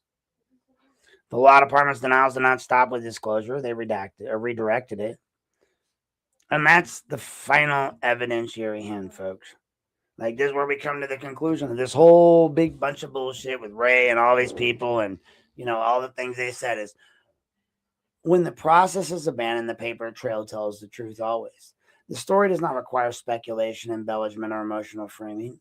It requires only that the record be read in order. I, a resident, provided statutory notice of an unlawful condition. I, a resident, asked for correction. The law wasn't rebutted. Compliance didn't occur. Instead, officials escalated against me internally. An investigation was opened. Licensing implications were discussed. Executive leadership acknowledged in writing that the city was searching for legal avenues to deal with this person raising the issue. And also, on top of all of that, you had someone like Tia Hilton getting secondarily informed by James McCann to seek out, good luck seeking out, attacks against my CDCA licensure and advising her on other facts that were going on. Now, while that was happening, lawful, public records requests seeking documentation of that escalation by me were denied or minimized. The city took the position that McCann's emails didn't exist or had already been fully produced. Those positions were maintained until that kind of became inconvenient. Then without a public records request, without a custodial review, without redactions, without statutory analysis, records from the same universe were selectively disclosed to a private citizen and Lorraine Ritchie and others. That act confirmed that what they had denied all along, that the records existed, they mattered, they were controlled. Criminal law was later rejected, the danger narrative that followed. Prosecutors declined to file charges against me. Law enforcement closed the matter, yet escalation has persisted through civil proceedings, media framing with the Chronicle, and selective disclosure. At no point was the original statutory violation meaningfully addressed in any way. At no point was the law rebutted, and at no point was the record corrected. This is not a story about tone or temperament, folks. It's a story about not even about disagreement or politics. It's about what happens when public officials choose narrative over statute, discretion over process, and containment over correction, and protect themselves. Public records law, due process protections, and anti-retaliation safeguards exist to prevent exactly this outcome. And when those safeguards are treated as obstacles instead of obligations, when the harm is not confined to one individual, it becomes institutional. It teaches officials that the law is optional when it's inconvenient and enforceable only when it's useful. The emails, the denials, the disclosures, the timing, they don't ask to be believed. They ask to be read. And once once they are read in sequence and you read them, the conclusion is going to be unavoidable. Anyway, with that, folks, I want to thank you for tuning in tonight. It's been a long one. I thank you for being here tonight to address all these issues with Ray Carrion and others. Go back. I have stories on my website, www.aaronnapunplug.com. Check out the WordPresses. Go to my Substack. Check out my Substack. Go to my Facebook. Check out my Facebook. These stories have been printed visually. They've been printed in print and in text for you to read. All the records that I provided that I talk about in this are all on that page. They're all out there. All you have to do is look. I do thank you for tuning in tonight. I do thank you for being here on this Monday. Yes, tomorrow, Lorraine City Schools, for those of you in this area, no school tomorrow because of the cold weather. And thank you guys for tuning in. Thanks for being here. This is Aaron Knapp. Unplugged with Aaron Knapp. I thank you for tuning in, and we'll see you guys next time. Don't forget, tomorrow night, Tuesday night, 6 p.m., City Council meeting. Be there. They have usually a meeting before that, a committee meeting at 5:30. So head on down, check that out. Thanks for tuning in, and you make it a wonderful night. Law enforcement, be lawful, not awful. The rest of Lorraine, you guys make it a wonderful night. And everyone in Ohio, stay warm.